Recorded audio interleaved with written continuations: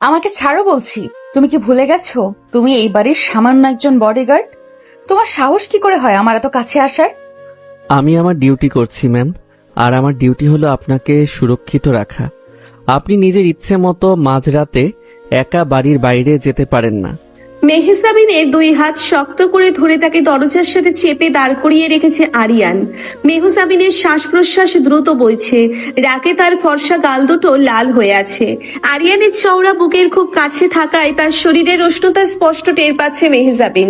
আরিয়ানের চোখের দৃষ্টি তীক্ষ্ণ, কিন্তু সেখানে কোনো ভয় বা দ্বিধা নেই। মেহজাবিন যতবারই নিজেকে ছাড়িয়ে নেওয়ার চেষ্টা করছে, আরিয়ানের হাতের বাঁধন যেন আরো শক্ত হচ্ছে। একটা অদ্ভুত শিহরণ মেহজাবিনের শিরদাঁড়া বেয়ে নেমে গেল।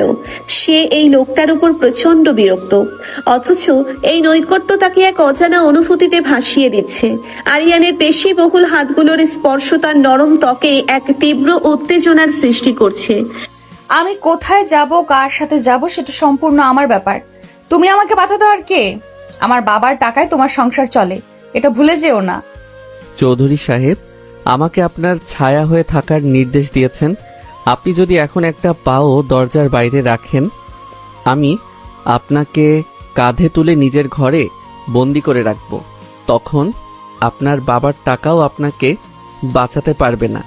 আরিয়ানের গভীর এক গম্ভীর গলা শুনে মেহজাবিন কিছুটা থমকে গেল।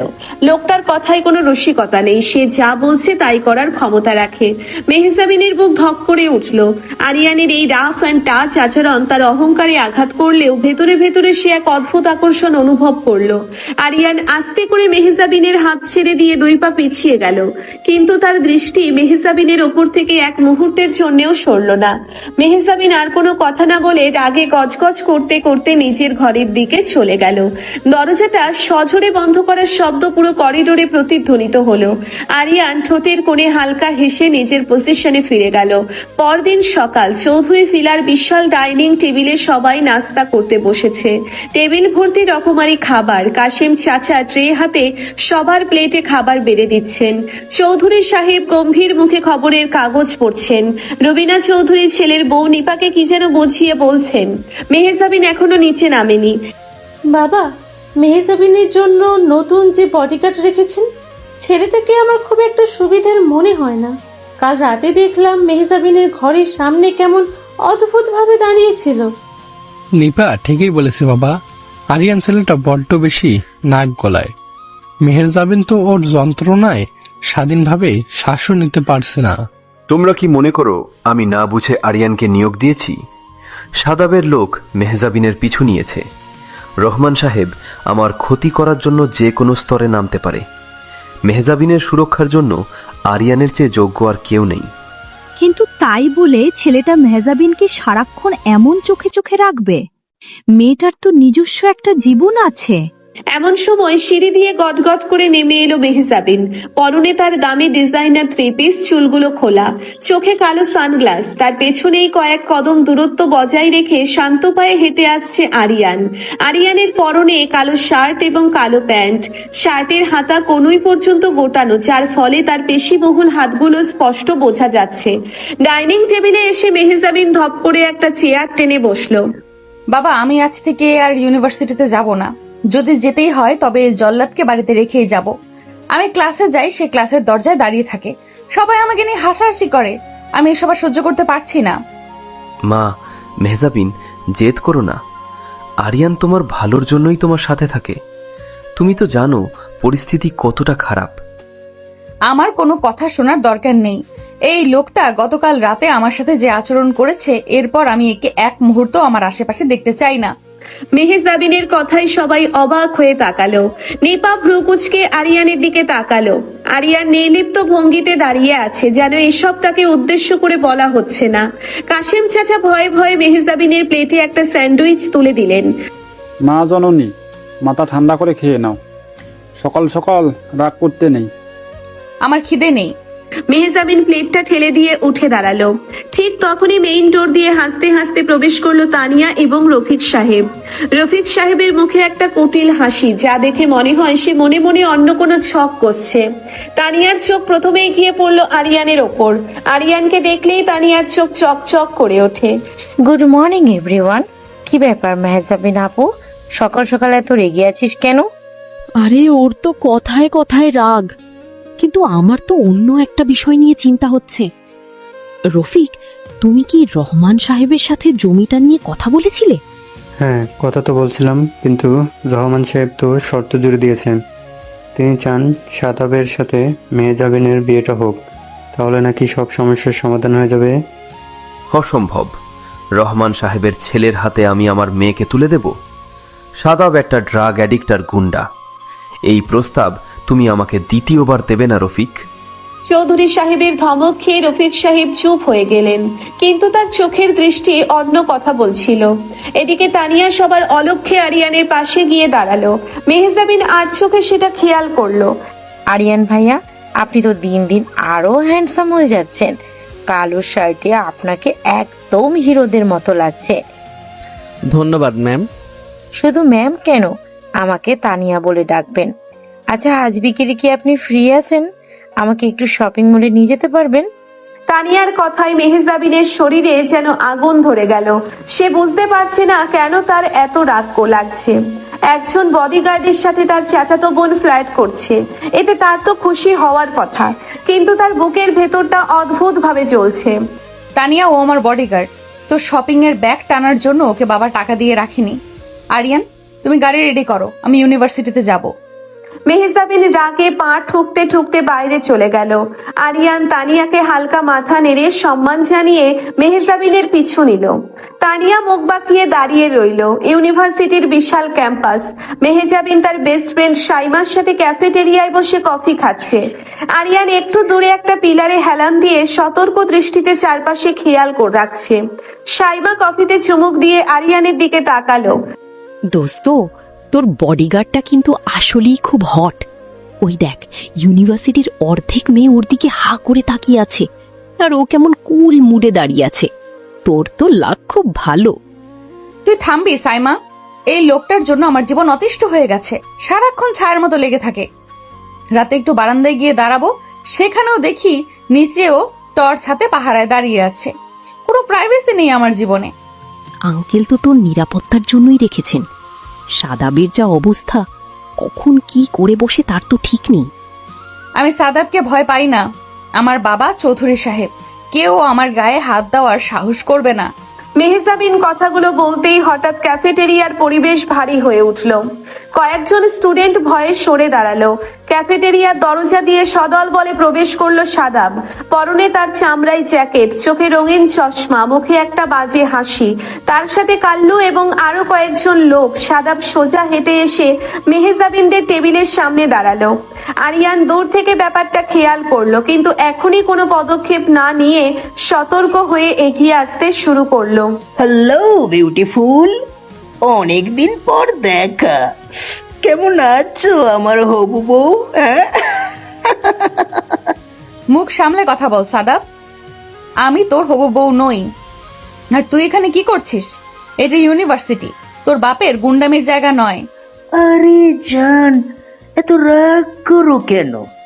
তোমার বাবা তো আমার প্রস্তাবে রাজি হচ্ছেন না, তাই ভাবলাম আমি নিজেই এসে আমার হবু বউকে নিয়ে চলে যাই। চলো, কাজই রেডি আছে, আজই বিয়েটা সেরে ফেলি, কি বলো? শাদাব কথাগুলো বলেই মেহজাবিনের হাত ধরার জন্য এগিয়ে গেল। মেহজাবিন ভয়ে পেছনের দিকে সরে যাওয়ার চেষ্টা করলো। শাইমা চিৎকার করে উঠল, কিন্তু শাদাবের হাত মেহজাবিন পর্যন্ত পৌঁছানোর আগেই মাঝপথে একটা শক্ত হাতের মুঠোয় আটকা পড়ে গেল। শাদাব চমকে উঠে তাকালো। ম্যামের অনুমতি ছাড়া তাকে স্পর্শ করার অধিকার কারণেই হাতটা সরিয়ে নিন, নইলে এই হাত আর আপনার শরীরে থাকবে না। আরিয়ানের গলা খুব শান্ত, কিন্তু তার চোখের আগুন যে কোনো মানুষকে পুড়িয়ে ছাই করে দেওয়ার জন্য যথেষ্ট। শাদাব আরিয়ানকে দেখে তাচ্ছিল্যের হাসি হাসলো। এই, তুই কেনে? চৌধুরী সাহেবের পোষা কুকুর, 2 টাকার বডিগার্ড হয়ে আমার কাজে বাধা দিতে আসছিস? কাল্লু, কাল্লু, এই লোকটাকে এখান থেকে সরা, আর এই মেয়েকে গাড়িতে তোল। কাল্লু তার বিশাল শরীর নিয়ে আরিয়ানের দিকে তেড়ে এলো। তার হাতে একটা স্টিলের রড। কাল্লু রডটা তুলে আরিয়ানের মাথায় আঘাত করতে গেল, কিন্তু আরিয়ানের এক চুলও নড়ল না। শেষ মুহূর্তে সে হালকা করে মাথাটা সরিয়ে নিল। রডটা বাতাসে শো করে আওয়াজ তুলে নিচে নেমে গেল। চোখের পলকে আরিয়ান কাল্লুর ডান হাত ধরে একটা মোচড় দিল। ক্যাফেটেরিয়ার সবাই স্পষ্ট শুনতে পেল হাড় ভাঙার মটমট শব্দ। কাল্লু ব্যথার চিৎকার করে মেঝেতে বসে পড়ল। এই এই এই তোরা দাঁড়িয়ে আছিস কেন? মর শালাকে। সাদাবের বাকি 3 গুন্ডা একসাথে আরিয়ানের ওপর ঝাঁপিয়ে পড়ল। মেহজাবিন ভয়ে চোখ বন্ধ করে ফেলল, কিন্তু যখন সে চোখ খুলল দেখলো এক অবিশ্বাস্য দৃশ্য। আরিয়ানের প্রতিটি মুভমেন্ট এত দ্রুত এবং নিখুঁত যে মনে হচ্ছে সে কোনো বিশেষ ট্রেনিং প্রাপ্ত কমান্ডো। কয়েক সেকেন্ডের মধ্যে গুন্ডাগুলো ক্যাফেটেরিয়ার এদিক সেদিক ছিটকে পড়ল। কারো নাক দিয়ে রক্ত ঝরছে, কেউ ব্যথায় কোকাচ্ছে। আরিয়ান নিজের শার্টের কলারটা ঠিক করে সাদাবের দিকে তাকালো। ম্যামের দিকে আর একবার তাকালে আপনার চোখ দুটো উপরে আমি কাকের খাবার বানাবো। এটা আমার প্রথম এবং শেষ ওয়ার্নিং। সাদাবের চোখে এবার স্পষ্ট ভয় ফুটে উঠল। সে বুঝতে পারলো এই লোকটা সাধারণ কোনো বডিগার্ড নয়। সে পিছু হটতে শুরু করলো। তুই আমাকে চিনিস না, এর ফল তোকে ভোগ করতে হবে। আমি তোকে শেষ করে দেবো। সাদাব তার গুন্ডাদের ফেলে রেখেই দৌড়ে পালিয়ে গেল। ক্যাফেটেরিয়ার সবাই স্তব্ধ হয়ে পুরো ঘটনাটা দেখলো। আরিয়ান শান্ত পায়ে মেহজাবিনের কাছে এসে দাঁড়ালো। মেহজাবিনের বুক তখনও ভয়ে ধুকপুক করছে। সে আরিয়ানের দিকে অবাক হয়ে তাকিয়ে আছে। আপনি ঠিক আছেন ম্যাম? হ্যাঁ, আমি ঠিক আছি। চলুন আমরা এখনই বাড়ি ফিরে যাব, পরিবেশটা নিরাপদ নয়। আরিয়ান আর কোনো কথা না বলে সামনে হাঁটতে শুরু করলো। মেহজাবিন শাইমাকে বিদায় জানিয়ে আরিয়ানের পিছু নিল। তার মনের ভেতরে এখন আর রাগ নেই, বরং লোকটার প্রতি এক ধরনের মুগ্ধতা তৈরি হচ্ছে। এই প্রথম মেহজাবিন অনুভব করলো আরিয়ানের আশেপাশে সে নিজেকে কতটা সুরক্ষিত মনে করে। গাড়িতে ফেরার পথটা একদম নীরব ছিল। আরিয়ান ড্রাইভ করছে আর মেহজাবিন পেছনের সিটে বসে বাইরের দিকে তাকিয়ে আছে, কিন্তু তার মন পড়ে আছে ড্রাইভিং সিটে বসা লোকটার দিকে। হঠাৎ গাড়িটা একটা ব্রেক কষে থেমে গেল। মেহজাবিন সামনের দিকে ঝুঁকে পড়ল। কি হলো? গাড়ি থামালে কেন? আরিয়ান কোনো উত্তর না দিয়ে গাড়ি থেকে নেমে গেল। মেহজাবিন দেখলো রাস্তাটা একদম ফাঁকা। একটা নির্জন রাস্তায় তারা দাঁড়িয়ে আছে। আরিয়ান পেছনের দরজা খুলে মেহজাবিনের দিকে হাত বাড়িয়ে দিল। নিচে নামুন ম্যাম। কেন? আমরা তো এখনো বাড়ি পৌঁছাইনি। আমি যা বলছি তাই করুন, নিচে নামুন। আরিয়ানের গলার স্বরে এমন একটা কাঠিন্য ছিল যে মেহজাবিন আর কোনো প্রশ্ন না করে গাড়ি থেকে নেমে এলো। আরিয়ান মেহজাবিনকে গাড়ির সাথে চেপে ধরলো। মেহজাবিনের হৃদস্পন্দন আবার বেড়ে গেল। আরিয়ানের চোখ দুটো অদ্ভুত ভাবে জ্বলছে। আমি আপনাকে বলেছিলাম একা কোথাও না যেতে। আজ যদি আমি সঠিক সময় না পৌঁছাতাম কি হতো বুঝতে পারছেন? আপনার ওই জেদ আর অহংকার আপনাকে বাঁচাতে পারতো। আরিয়ানের মুখটা মেহজাবিনের মুখের একদম কাছাকাছি। আরিয়ানের উষ্ণ শ্বাস মেহজাবিনের মুখে আছড়ে পড়ছে। মেহজাবিনের সারা শরীরে একটা বিদ্যুৎ খেলে গেল। সে আরিয়ানের চোখের দিকে তাকাতে পারছিল না। আমি বুঝতে পারিনি সাদাব ওখানে আসবে। আমাকে প্লিজ একটু ছাড়ো, লাগছে আমার। লাগুক, আপনার এই জেদ ভাঙা খুব জরুরি। আপনি ভাবেন পুরো দুনিয়া আপনার বাবার কথাই চলে, কিন্তু বাইরের দুনিয়াটা অনেক বেশি ভয়ঙ্কর মেহজাবিন। আর সেখানে আপনাকে রক্ষা করার জন্য সবসময় আপনার বাবা থাকবে না। আরিয়ান এই প্রথম মেহজাবিনকে ম্যাম না বলে তার নাম ধরে ডাকলো। মেহজাবিনের কানে নিজের নামটা আরিয়ানের গলায় শুনে এক অন্যরকম মধুর ঠেকলো। আরিয়ানের হাত মেহজাবিনের কোমরে শক্ত হয়ে বসলো। মেহজাবিন চোখ বন্ধ করে ফেললো। সে বুঝতে পারছে না তার কি করা উচিত। তার উচিত আরিয়ানকে ধাক্কা দিয়ে সরিয়ে দেওয়া, কিন্তু তার শরীর যেন বিদ্রোহ করছে। সে চাইছে আরিয়ান আরো একটু কাছে আসুক। তুমি কি জানো তুমি লিমিট ক্রস করছো? আমি জানি, আর এটাও জানি আপনি চাইছেন আমি লিমিট ক্রস করি। আরিয়ানের কথায় মেহজাবিন চোখ খুলে তাকালো। তার গালে লাল আভা ছড়িয়ে পড়েছে। আরিয়ান মেহজাবিনের চোখের দিকে তাকিয়ে তার মুখটা আরো একটু এগিয়ে নিয়ে এলো। তাদের ঠোঁটের দূরত্ব এখন মাত্র কয়েক ইঞ্চি। মেহজাবিনের নিঃশ্বাস ভারী হয়ে আসছে। সে আরিয়ানের ঘাড়ের কাছে থাকা পেশিগুলোর ওঠানামা স্পষ্ট দেখতে পাচ্ছে। ঠিক সেই মুহূর্তে আরিয়ানের পকেটে থাকা ওয়াকিটকিটা বেজে উঠল। হ্যাঁ রনি, ম্যাম আমার সাথে আছেন। আমরা কিছুক্ষণের মধ্যে বাড়ি পৌঁছাচ্ছি। Over and out. Aryan driving সিটে বসে গাড়ি স্টার্ট দিল। বাকি রাস্তাটা দুজনেই একদম চুপচাপ পার করলো, কিন্তু এই নিরাপত্তার ভাষা ছিল অনেক গভীর। চৌধুরী ভিলার কাছে আসতেই মেহজাবিন বুঝতে পারলো তার ভেতরের পৃথিবীটা একটু একটু করে বদলাতে শুরু করেছে, আর এই পরিবর্তনের কেন্দ্রবিন্দুতে রয়েছে ওই রাশভারী কাঠখোট্টা আর প্রচন্ড আকর্ষণীয় বডিগার্ডটা। বাড়িতে পৌঁছতেই এক বিশাল হট্টগোল। মিস্টার জহির ড্রয়িং রুমে বসে আছেন, চৌধুরী সাহেব রাগে পায়চারি করছেন, রবিনা চৌধুরী কাঁদছেন। আরিয়ান, মেহজাবিন ঠিক আছে? শাদাব ওর কোনো ক্ষতি করতে পারেনি তো? ম্যাম, সম্পূর্ণ সুরক্ষিত আছেন স্যার। স্যার, রহমান সাহেব আমাদের কোম্পানির অনেকগুলো শেয়ার গোপনে কিনে নিয়েছেন। তিনি হুমকি দিয়েছেন, যদি মেহজাবিনের সাথে শাহাবাদের বিয়ে না দেন তবে তিনি পুরো কোম্পানি ধ্বংস করে দেবেন। মেহজাবিন দরজার কাছে দাঁড়িয়ে সব শুনছিল। তার পৃথিবী যেন থমকে গেল। সে আরিয়ানের দিকে তাকালো। আরিয়ানের মুখে কোনো ভাবান্তর নেই, কিন্তু তার চোখ দুটো বলছে অন্য কথা। সে যেন অনেক বড় কোনো ঝড়ের প্রস্তুতি নিচ্ছে। জহির সাহেব, আপনি কি বলছেন এসব? রহমান আমার কোম্পানির শেয়ার কিভাবে কিনলো? পরিচালকরা আমাকে কিছু না জানিয়ে শেয়ার বিক্রি করে দিল? স্যার, রহমান সাহেব অনেকদিন ধরেই তলে তলে এই কাজটা করেছিলেন। আমাদের কয়েকজন পরিচালককে তিনি ভয় দেখিয়ে বা জিম্মি করে শেয়ারগুলো নিজের নামে করে নিয়েছেন। এখন তিনি কোম্পানির 35% শেয়ারের মালিক। তিনি সরাসরি হুমকি দিয়েছেন, শাদাবের সাথে মেহজাবিন ম্যামের বিয়ে না হলে তিনি পুরো কোম্পানি পথে বসিয়ে দেবেন। ভাইজান, আমি তো আগে বলেছিলাম রহমান সাহেবের সাথে আমাদের শত্রুতা করা ঠিক হচ্ছে না। এখন দেখুন পরিস্থিতি কোথায় গিয়ে দাঁড়িয়েছে। আমার মনে হয় জেদ না ধরে মেহজাবিনের সাথে শাহাদাবের বিয়েটা দিয়ে দেওয়া উচিত। মেয়ে তো একদিন না একদিন বিয়ে দিতেই হবে। চাচা ঠিকই বলেছেন বাবা।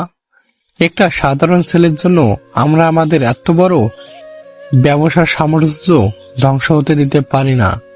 শাদাব একটু রাগচটা ঠিকই, কিন্তু বিয়ে হলে ঠিক হয়ে যাবে। আর তাছাড়া মেহজাবিনেরও তো বয়স হচ্ছে। ওর এমন বেপরোয়া চলাফেরা আর কতদিন মানবো আমরা? আজ ইউনিভার্সিটিতে গুন্ডা এসেছে, কাল তো বাড়িতেও হামলা হতে পারে। নিজের মেয়ের জন্য পুরো পরিবারকে বিপদে ফেলাটা কি বুদ্ধিমানের কাজ হবে বাবা? ভাবি, তুমি তোমার সীমা অতিক্রম করছো। আমার বিয়ে নিয়ে তোমাকে ভাবতে হবে না। আর চাচা, আপনি কার পক্ষে কথা বলছেন? যে সাদাব আজ আমাকে সবার সামনে জোর করে তুলে নিয়ে যেতে চেয়েছিল, আপনি আমাকে তার হাতে তুলে দিতে চাইছেন? আহা মেহজাবিন, তুই চুপ কর তো মা। বড়রা কথা বলছে, তুই এর মধ্যে কথা বলছিস কেন? তোর বাবা যেটা ভালো বুঝবে সেটাই করবে। মা, তুমিও চাচার কথায় সায় দিচ্ছ? বাবা, তুমি পরিষ্কার করে বলে দাও তুমি ওদের কথায় রাজি নও। আমি মরে গেলেও ওই নেশাগ্রস্ত সাদাবকে বিয়ে করব না। মেহজাবিন ঠিক বলছে। রহমান আমাকে চেনে না। আমি আমার ব্যবসা ডোবাতে রাজি আছি, কিন্তু আমার মেয়েকে ওই হায়নার হাতে তুলে দেব না। জহির সাহেব, আপনি কাল সকালেই আমাদের আইনি উপদেষ্টাদের সাথে বৈঠক ডাকুন। আমি এর শেষ দেখে ছাড়ব। ভাইজান, আপনি আবেগের বশে ভুল সিদ্ধান্ত নিচ্ছেন। আইনি দল দিয়ে রহমান সাহেবের মতো মাফিয়াকে থামানো যাবে না। ওর সাথে পুলিশ, রাজনীতি সব আছে। মাফ করবেন স্যার, আমি কি কিছু বলতে পারি? কিন্তু আবার এখানে কি বলতে আসছো? তুমি এই বাড়ির একজন সামান্য বডিগার্ড। আমাদের পারিবারিক আর ব্যবসায়িক বিষয়ে নাক গলানোর অধিকার তোমাকে কে দিয়েছে? ঠিকই তো, একে তো আজ ওর জন্যই সাদাব এতটা খেপেছে।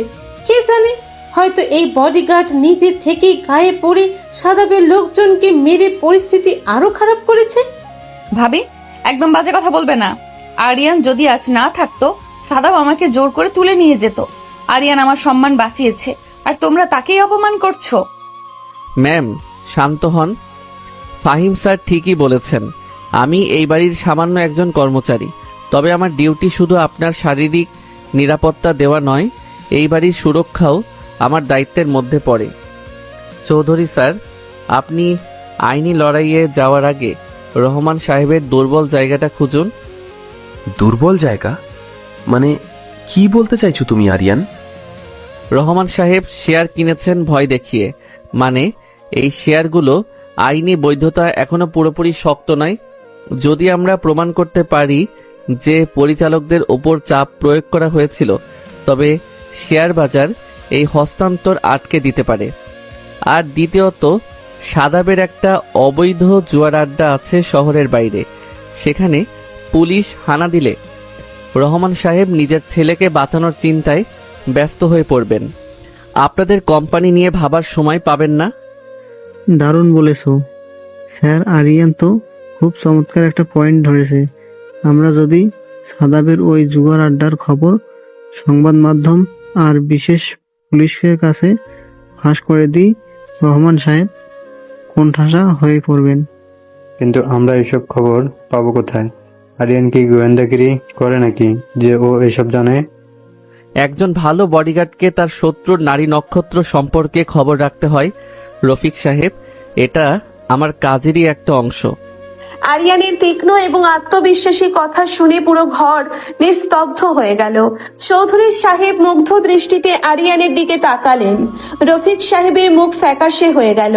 তিনি বুঝতে পারলেন এই বডিগার্ডকে বোকা বানানো সহজ নয়।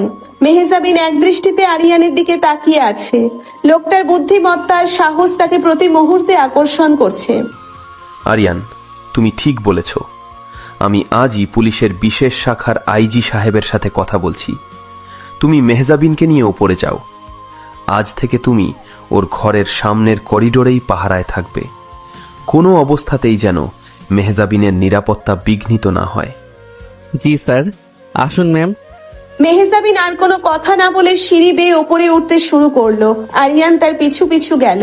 ঘরের দরজার সামনে এসে মেহজাবিন ঘুরে দাঁড়ালো। তুমি রহমান আর সাদাবের এত খবর কিভাবে জানো? তুমি কি সত্যি শুধু একজন বডিগার্ড? আমি আপনার বডিগার্ড, এটুকুই আপনার জানার জন্য যথেষ্ট। এবার ঘরে গিয়ে ঘুমিয়ে পড়ুন ম্যাম, রাত অনেক হয়েছে। আমার প্রশ্নের উত্তর এড়িয়ে যেও না আরিয়ান। আজ গাড়িতে তুমি আমার সাথে যে আচরণ করেছিলে সেটাও কি তোমার কাজের অংশ ছিল? আরিয়ানের চোয়াল শক্ত হয়ে গেল। সে এক পা এগিয়ে মেহজাবিনের খুব কাছে এসে দাঁড়ালো। মেহজাবিন দেওয়ালের সাথে পিঠ ঠেকিয়ে দাঁড়িয়ে আছে। দুজনের মাঝখানে এখন এক চুল পরিমাণ জায়গাও ফাঁকা নেই। আরিয়ানের শরীরের বুনো ঘ্রাণ মেহজাবিনের নাসারন্ধ্রে প্রবেশ করে তাকে মাতাল করে তুলছে। গাড়িতে যা হয়েছে সেটা ভুলে যাওয়াই আপনার জন্য ভালো ম্যাম। আমরা দুটো আলাদা পৃথিবীর মানুষ। আগুন নিয়ে খেলার চেষ্টা করবেন না, পুড়ে যাবেন। যদি আমি পড়তে চাই, যদি আমার এই আগুন নিয়ে খেলতেই ভালো লাগে, তাহলে আপনাকে এমনভাবে পড়তে হবে যেখান থেকে ফেরার কোনো রাস্তা থাকবে না। আপনি জেদি, কিন্তু সব জেদ সব জায়গায় খাটে না। আমাকে উস্কে দেওয়ার চেষ্টা করবেন না মেহজাবিন।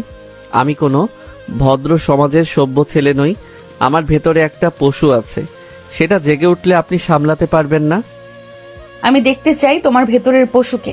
আমি দেখতে চাই তুমি কতটা অসভ্য হতে পারো। তুমি কি পারো শুধু আমাকে চোখ রাঙাতে, নাকি আরো কিছু করার সাহস আছে তোমার? মেহজাবিনের এই উস্কানিমূলক কথায় আরিয়ানের চোখের মনি গাঢ় হয়ে গেল। সে মুহূর্তের মধ্যে নিজের ডান হাত দিয়ে মেহজাবিনের কোমর শক্ত করে জড়িয়ে ধরে তাকে নিজের বুকের সাথে মিশিয়ে নিল। মেহজাবিনের মুখ থেকে একটা অস্ফুট শব্দ বেরিয়ে এলো। আরিয়ানের বাম হাত মেহজাবিনের খোলা চুলের ভেতর দিয়ে গিয়ে তার ঘাড় শক্ত করে ধরলো। মেহজাবিন ভয়ে এবং উত্তেজনায় চোখ বন্ধ করে ফেললো। তার সারা শরীর কাঁপছে। আমার সাহস কতটা সেটা দেখার বয়স আপনার এখনো হয়নি ম্যাম। আপনি এখনো ছোট বাচ্চা মেয়ে যে শুধু জেদ করতে জানে। কিন্তু আমি যদি আমার সীমা পার করি, আপনি কাল সকালে আয়নার সামনে দাঁড়িয়ে নিজের চোখের দিকে তাকাতে পারবেন না। আমাকে বাচ্চা বলবে না। আমি জানি আমি কি করছি। তুমি আমাকে ভয় দেখাচ্ছ কারণ তুমি নিজে আমাকে সামলাতে ভয় পাও। আমি ভয় পাই? ঠিক আছে, তাহলে আজ হাতে নাতে প্রমাণ হয়ে যাক। কথাটি বলার সাথে সাথেই আরিয়ান তার ঠোঁট মেহজাবিনের নরম ঠোঁটের ওপর প্রবল আক্রোশে চেপে ধরলো। মেহজাবিনের পুরো পৃথিবী যেন মুহূর্তের জন্য থেমে গেল। তার চোখ বড় বড় হয়ে গেছে। সে আরিয়ানকে ধাক্কা দেওয়ার জন্য হাতে তুলল, কিন্তু আরিয়ান তার দুটো হাত এক হাতে চেপে ধরে দেওয়ালের সাথে আটকে দিল। আরিয়ানের চুম্বন ছিল বুনো, কঠোর এবং চরম অধিকার খাটানো। মেহজাবিন প্রথম কয়েক সেকেন্ড শক্ত হয়ে থাকলেও ধীরে ধীরে আরিয়ানের এই বন্য ভালোবাসার কাছে আত্মসমর্পণ করতে শুরু করলো। তার শরীর নরম হয়ে এলো। সে আরিয়ানের শার্টের কলার খামচে ধরলো। বেশ কিছুক্ষণ পর আরিয়ান মেহজাবিনের ঠোঁট জোড়া মুক্ত করলো। দুজনেরই শ্বাস প্রশ্বাস ভারী। মেহজাবিনের ঠোঁট লাল হয়ে ফুলে উঠেছে। সে লজ্জায় আরিয়ানের চোখের দিকে তাকাতে পারছে না। আরিয়ান মেহজাবিনের কানের কাছে মুখ নিয়ে ফিসফিস করে কথা বলল। এটা ছিল শুধু একটা ঝলক ম্যাম, এরপরও যদি আগুন নিয়ে খেলার শখ থাকে আমি তৈরি আছি। এবার চুপচাপ ঘরে যান। শুভরাত্রি। আরিয়ান মেহজাবিনকে ছেড়ে দিয়ে নিজের জায়গায় গিয়ে সোজা হয়ে দাঁড়ালো, যেন কিছুই হয়নি। মেহজাবিন কাঁপতে কাঁপতে নিজের ঘরে ঢুকে দরজা বন্ধ করে দিল। দরজার হেলান দিয়ে সে মেঝেতে বসে পড়ল। তার বুকে হাতুড়ি পেটার মতো শব্দ হচ্ছে। নিজের ঠোঁটে হাত ছুঁয়ে এসে অনুভব করলো আরিয়ানের সেই বুনো স্পর্শ। লোকটা তাকে পাগল করে দেবে। এদিকে বাড়ির পেছনের বাগানে অন্ধকারে দাঁড়িয়ে ফোনে কথা বলছে রফিক সাহেব। হ্যালো রহমান ভাই, আমি রফিক বলছি। পরিস্থিতি কিন্তু খুব সুবিধার মনে হচ্ছে না। কি হয়েছে রফিক? আমার শেয়ার কেনার খবর পেয়ে চৌধুরী কি ভয় পেয়েছে? ভাইজান ভয় পেয়েছিল ঠিকই, কিন্তু মেহজাবিনের ওই নতুন বডিগার্ডটা সব প্ল্যান মাটি করে দিচ্ছে। সে ভাইজানকে বুদ্ধি দিয়েছে সাদাপের আস্তানায় পুলিশ পাঠানোর। কি বলছিস তুই? একটা সামান্য বডিগার্ডের এত সাহস? শাহাদাব আমাকে বলছে আজ ইউনিভার্সিটিতে নাকি ওই লোকটা একাই আমার 4 জন বিশেষ লোককে পিটিয়ে হাসপাতালে পাঠিয়েছে। কে এই লোকটা? আমি তো কিছু বুঝতে পারছি না ভাই। লোকটার নাম আরিয়ান। দেখে তো মনে হয় বিশেষ কোনো জায়গা থেকে প্রশিক্ষণ প্রাপ্ত কেউ। আপনি একটু সাবধানে থাকবেন। তুই চিন্তা করিস না রফিক, ওই বডিগার্ডের ব্যবস্থা আমি কালই করছি। কাল এমন একটা চাল চালবো যে চৌধুরী নিজেই ওর ওই বডিগার্ডকে ঘাড় ধাক্কা দিয়ে বাড়ি থেকে বের করে দেবে। তুই শুধু বাড়ির ভেতরের খবর আমাকে দিতে থাকবি। জি ভাই, আমি সব খেয়াল রাখছি। পরদিন সকাল। রান্নাঘরে বেশ ব্যস্ততা। কাশেম চাচা সবার জন্য চা বানাচ্ছেন। তানিয়া সেজে গুজে রান্নাঘরে ঢুকলো। কাশেম চাচা, স্পেশাল আদা চা বানাও তো 2 কাপ। আমি আর আরিয়ান ভাইয়া একসাথে বসে চা খাবো। তানিয়া মা, আরিয়ান বাবা তো সকালে কফি খায় না, ও তো চা খায়। ও মা, তাই নাকি? ঠিক আছে, তাহলে 1 কাপ কড়া কফি আর আমার জন্য 1 কাপ চা দাও। আমি নিজে গিয়ে ওকে দিয়ে আসছি। ঠিক তখনই মেহজাবিন রান্নাঘরে ঢুকলো। তার চোখ মুখ লাল, বোঝাই যাচ্ছে রাতে ভালো ঘুম হয়নি। তানিয়ার কথা শুনে সে রাগে জ্বলে উঠলো। তানিয়া, তোর কি খেয়ে দিয়ে কোনো কাজ নেই? তুই বাড়ির একজন বডিগার্ডের পেছনে সারাক্ষণ এভাবে ঘুরে বেড়াস কেন? তোর একটু আত্মসম্মান নেই? শোনো আপু, আরিয়ান ভাইয়া কোনো রাস্তার ছেলে নয়। সে বুদ্ধিমান, সুদর্শন আর খুব যত্নশীল। আর তুমি তো সারাক্ষণ ওর সাথে খারাপ ব্যবহার করো। আমি যদি একটু ভালো ব্যবহার করি তাতে তোমার এত জ্বলছে কেন? আমার জ্বলবে কেন? আমার কি খেয়ে দিয়ে কোনো কাজ নেই যে একজন সামান্য বডিগার্ডকে নিয়ে জ্বলতে যাব? কিন্তু তুই বাড়ির সম্মান নষ্ট করছিস। কাশেম চাচা, ওই কফিটা আমাকে দাও। আমি নিজে গিয়ে ওকে দেব। ও আমার লোক, ওর দেখাশোনা আমাকেই করতে হবে। বাহ আপু, রাতে কি সুন্দর কোনো স্বপ্ন টপ্ন দেখছিস নাকি? হঠাৎ বডিগার্ডের প্রতি এত দরদ উতলে উঠলো যে? চুপ কর তুই। আমি যা ভালো বুঝি করছি। মেহজাবিন কফির মগটা হাতে নিয়ে হনহন করে বাইরে চলে এলো। বাগানের একপাশে আরিয়ান রনির সাথে কথা বলছিল। মেহজাবিনকে আসতে দেখে রনি একটু সরে দাঁড়ালো। এই নাও তোমার কফি। আর শোনো, আজ থেকে তানিয়ার সাথে এত হাসাহাসি করে কথা বলবে না। তুমি আমার বডিগার্ড, তোমার মনোযোগ শুধু আমার উপর থাকা উচিত। আমি তো কারোর সাথে হাসাহাসি করে কথা বলি না ম্যাম। আর তানিয়া ম্যাম যদি নিজে এসে কথা বলেন, আমি তো তাকে অপমান করে তাড়িয়ে দিতে পারি না। কেন পারবে না? তুমি আমাকে কথায় কথায় অপমান করতে পারো, আমাকে ধমক দিতে পারো, আর তানিয়াকে কিছু বলতে পারো না? ও কি খুব সুন্দরী নাকি যে ওর কথায় তুমি গলে যাও? ম্যাম, আপনি কি ঈর্ষা করছেন? কি? আমি ঈর্ষা? আর সেটা তোমার জন্য? পাগলামি করো না আরিয়ান। আমি শুধু চাইছি আমার কর্মচারীরা যেন নিজেদের সীমার মধ্যে থাকে। সীমা তো আপনি কাল রাতেই পার করে ফেলেছেন ম্যাম। কফির জন্য ধন্যবাদ।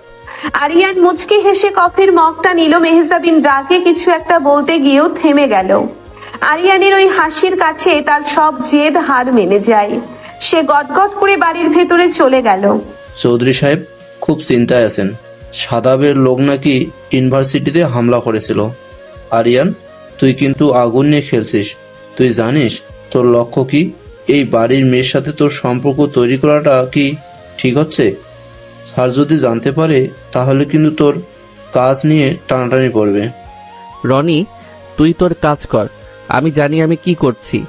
মেহেজাবিনকে বাঁচানোটা আমার এই অভিযানের একটা অংশ। আর রহমান কাল যে চালটা চালতে যাচ্ছে সেটা আমি আগে থেকেই জানি। আজকে রাতে বড় একটা খেলা হবে চৌধুরী বাড়িতে। তুই বিশেষ দলকে প্রস্তুত থাকতে বল। ঠিক আছে স্যার, কিন্তু সাবধানে। আরিয়ান কফিতে চুমুক দিয়ে দূরের গেটের দিকে তাকালো। তার চোখে এখন আর কোনো রোম্যান্স নেই, আছে একজন দক্ষ রক্ষীর তীক্ষ্ণ দৃষ্টি। সে জানে রহমান সাহেব তার লোক পাঠাবে, আর আজ রাতের পর চৌধুরী বাড়ির অনেক সমীকরণ বদলে যাবে। রাতের খাবার খাওয়ার জন্য চৌধুরী বাড়ির সবাই ডাইনিং টেবিলে জড়ো হয়েছে। বাড়ির পরিবেশ থমথমে। কাশিম চাচা সবার প্লেটে খাবার বেড়ে দিচ্ছেন। রফিক সাহেবের চোখে মুখে আজ এক অদ্ভুত অস্থিরতা। তিনি বারবার দরজার দিকে তাকাচ্ছেন। মেহেজাবিন খাবার নিয়ে নাড়াচাড়া করছে। আরিয়ান ডাইনিং রুমের একটু দূরেই হাত মেলাবদ্ধ করে দাঁড়িয়ে আছে। তার তীক্ষ্ণ দৃষ্টি রফিক সাহেবের প্রতিটি নড়াচড়ার ওপর। ভাইজান, আজ তো কাশিম খুব চমৎকার বিরিয়ানি রান্না করেছে। আপনি তো কিছুই খাচ্ছেন না, এত চিন্তা করবেন না, সব ঠিক হয়ে যাবে, খেয়ে নিন। আমার গলা দিয়ে খাবার নামছে না রফিক। রহমান যে কোনো সময় একটা বড় আঘাত হানতে পারে। আমার কোম্পানির অবস্থা ভালো নয়। আমি আজ একটা সিদ্ধান্ত নিয়েছি। আমার সব শেয়ার আর সম্পত্তির উইল আমি মেহজাবিনের নামে করে দেব। কাল সকালেই আইনি কাজ শেষ করব। বাবা, তুমি এসব কি বলছো? তুমি কি আমাকে আর নিপাকে এই বাড়ির কেউ মনে করো না? সব সম্পত্তি মেহেরজাবিনকে দিয়ে দিলে আমাদের কি হবে? ঠিকই তো বাবা, মেহজাবিনের বিয়ে হলে তো সে অন্য বাড়িতে চলে যাবে।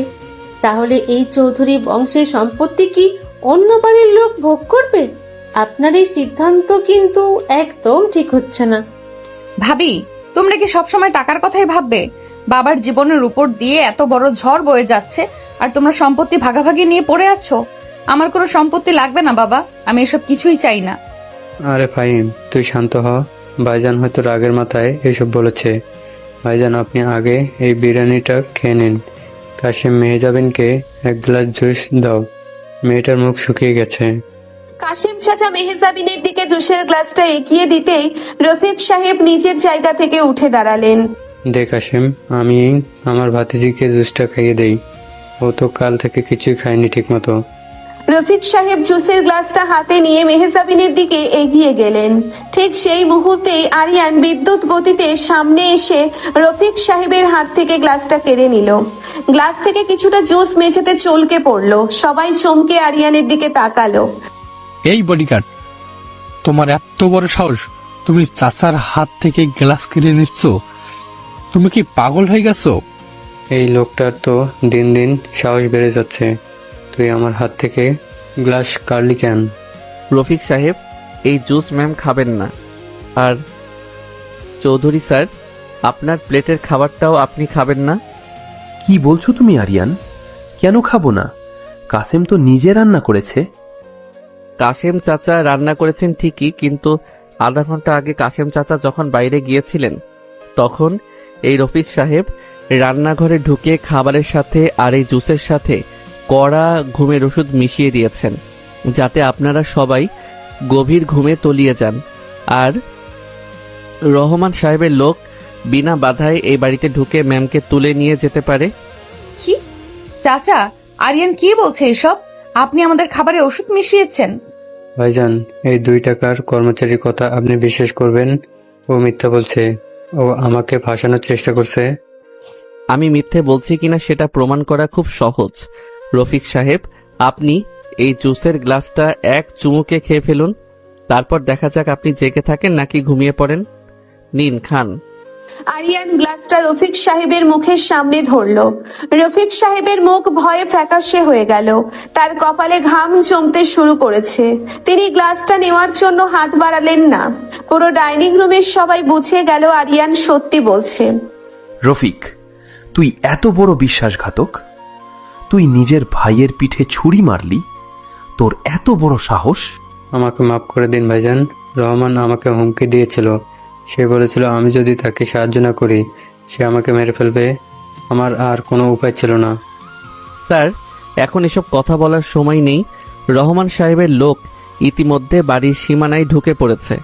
আমি বাইরের সিসিটিভি ক্যামেরায় দেখেছি। ওরা সংখ্যায় 10-12 জন, সবার হাতে অস্ত্র আছে। রনি বাইরের গেট আটকে রেখেছে, কিন্তু বেশিক্ষণ পারবে না। আমাদের এখনই এখান থেকে বের হতে হবে। আরিয়ান, আমরা কোথায় যাব? বাবা ভাইয়া ওদের কি হবে? ম্যাম, ওদের প্রধান লক্ষ্য আপনি। ওরা আপনাকে পেলে আর কাউকে কিছু করবে না। স্যার, আপনি ফাহিম সাহেব আর বাকিদের নিয়ে দোতলার স্ট্রং রুমে লুকিয়ে পড়ুন। পুলিশ আসতে এখনো অন্তত আধা ঘন্টা লাগবে। তার আগে আমি ম্যামকে এখান থেকে নিরাপদ জায়গায় সরিয়ে নিচ্ছি। ঠিক আছে আরিয়ান, আমি মেহজাবিনকে তোর হাতেই তুলে দিলাম। আমার মেয়ের যেন কোনো ক্ষতি না হয়। তুই ওকে নিয়ে পেছনের গোপন দরজা দিয়ে বেরিয়ে যা। আমি পুলিশকে জানাচ্ছি। চৌধুরী সাহেব বাকিদের নিয়ে দোতলার দিকে ছুটলেন। রফিক সাহেব পালানোর চেষ্টা করতেই আরিয়ান তার কলার চেপে ধরে একটা শক্ত ঘুষি বসিয়ে দিল। রফিক সাহেব অজ্ঞান হয়ে মেঝেতে লুটিয়ে পড়লেন। আরিয়ান মেহজাবিনদের হাত শক্ত করে ধরে পেছনের দরজার দিকে ছুটতে শুরু করলো। ঠিক তখনই মেইন দরজা ভেঙে ভেতরে ঢুকলো রহমান সাহেবের গুন্ডারা। শুরু হলো গোলাগুলি। আরিয়ান, ওরা তো গুলি করছে। মাথা নিচু করুন ম্যাম, আমার পেছনে থাকুন। আরিয়ান নিজের পকেট থেকে একটা কালো রঙের রিভলভার বের করলো। মেহজাবিন অবাক হয়ে দেখলো একজন সাধারণ বডিগার্ডের কাছে এত আধুনিক অস্ত্র কিভাবে এলো সেটা ভাবার সময় এখন নেই। আরিয়ান নিখুঁত নিশানার পরপর 3টে গুলি চালালো। 3 জন গুন্ডা চিৎকার করে মেঝেতে পড়ে গেল। বাকিরা ভয় পেয়ে আড়ালে লুকালো। এই সুযোগে আরিয়ান মেহজাবিনকে নিয়ে পেছনের দরজা দিয়ে বাগানে বেরিয়ে এলো। বাইরে তখন মুষলধারে বৃষ্টি শুরু হয়েছে।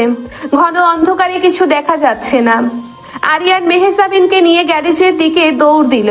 সেখানে একটা পুরনো কিন্তু মজবুত গাড়ি রাখা ছিল।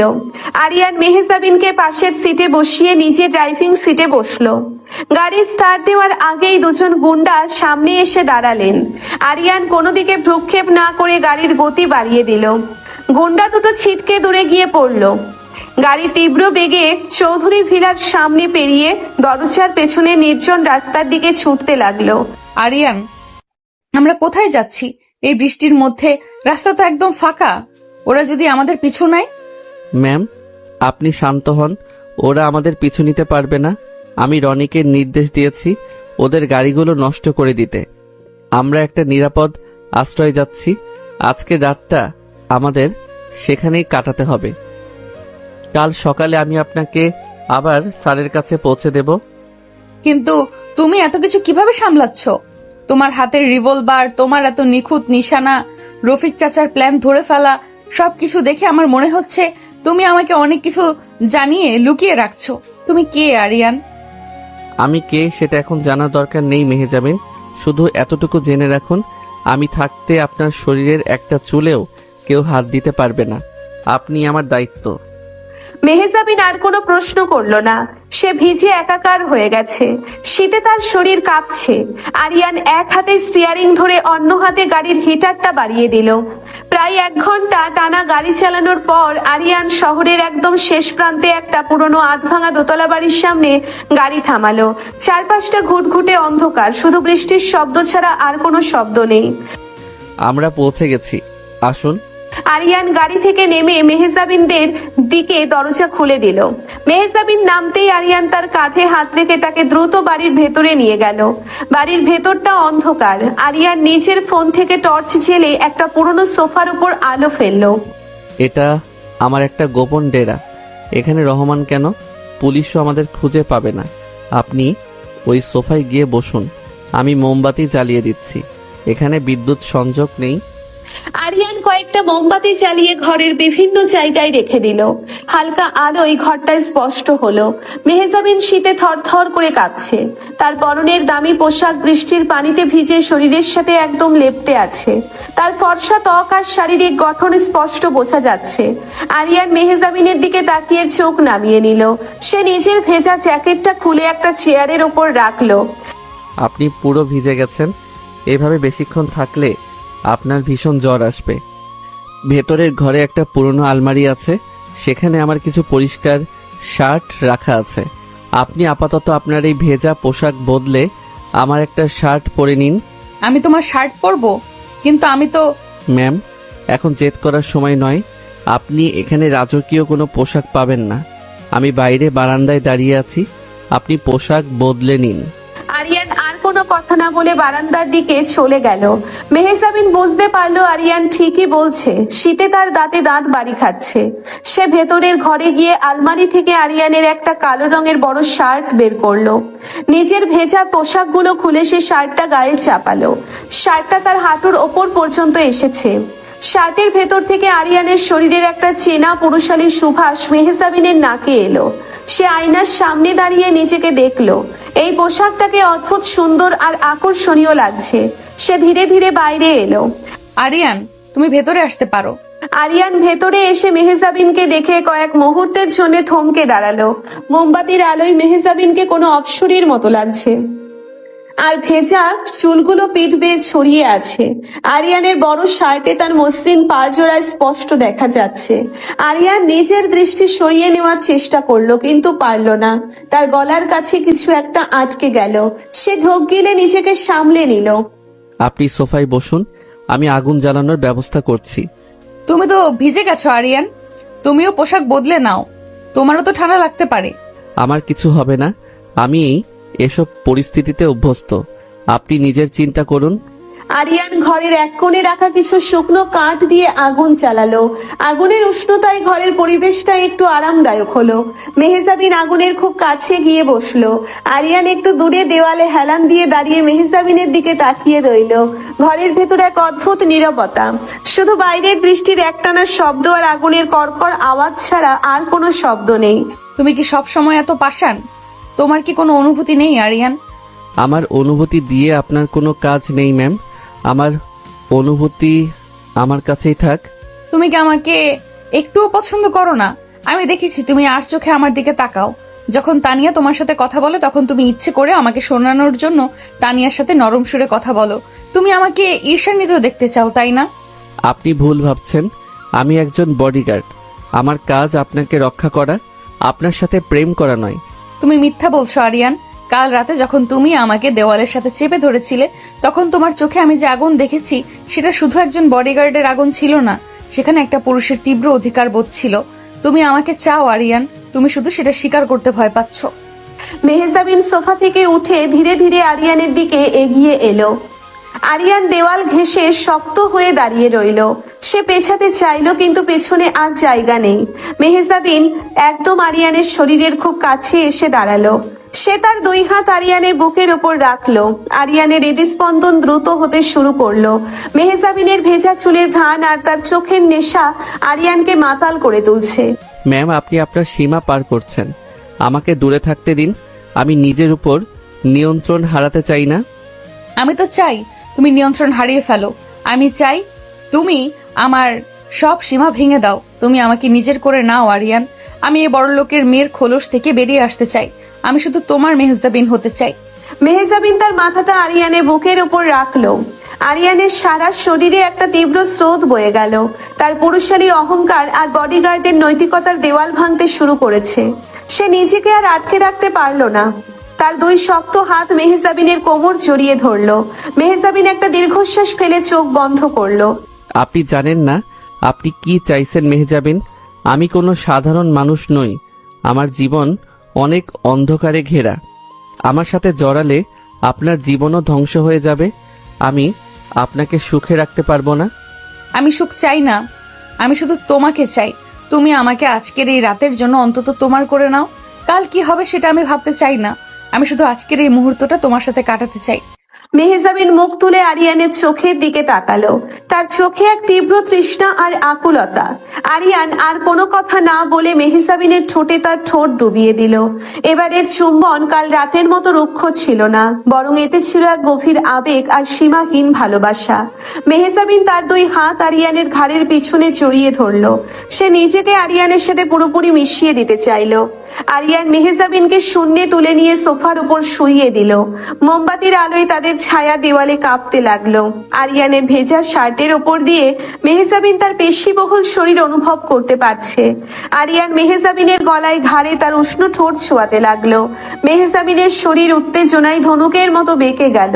তার মুখ থেকে একটা মিষ্টি গোঙানির শব্দ বেরিয়ে এলো। আরিয়ান, তুমি আমাকে পাগল করে দিবে। আপনি আগে আমাকে পাগল করে দিয়েছেন মেহজাবিন।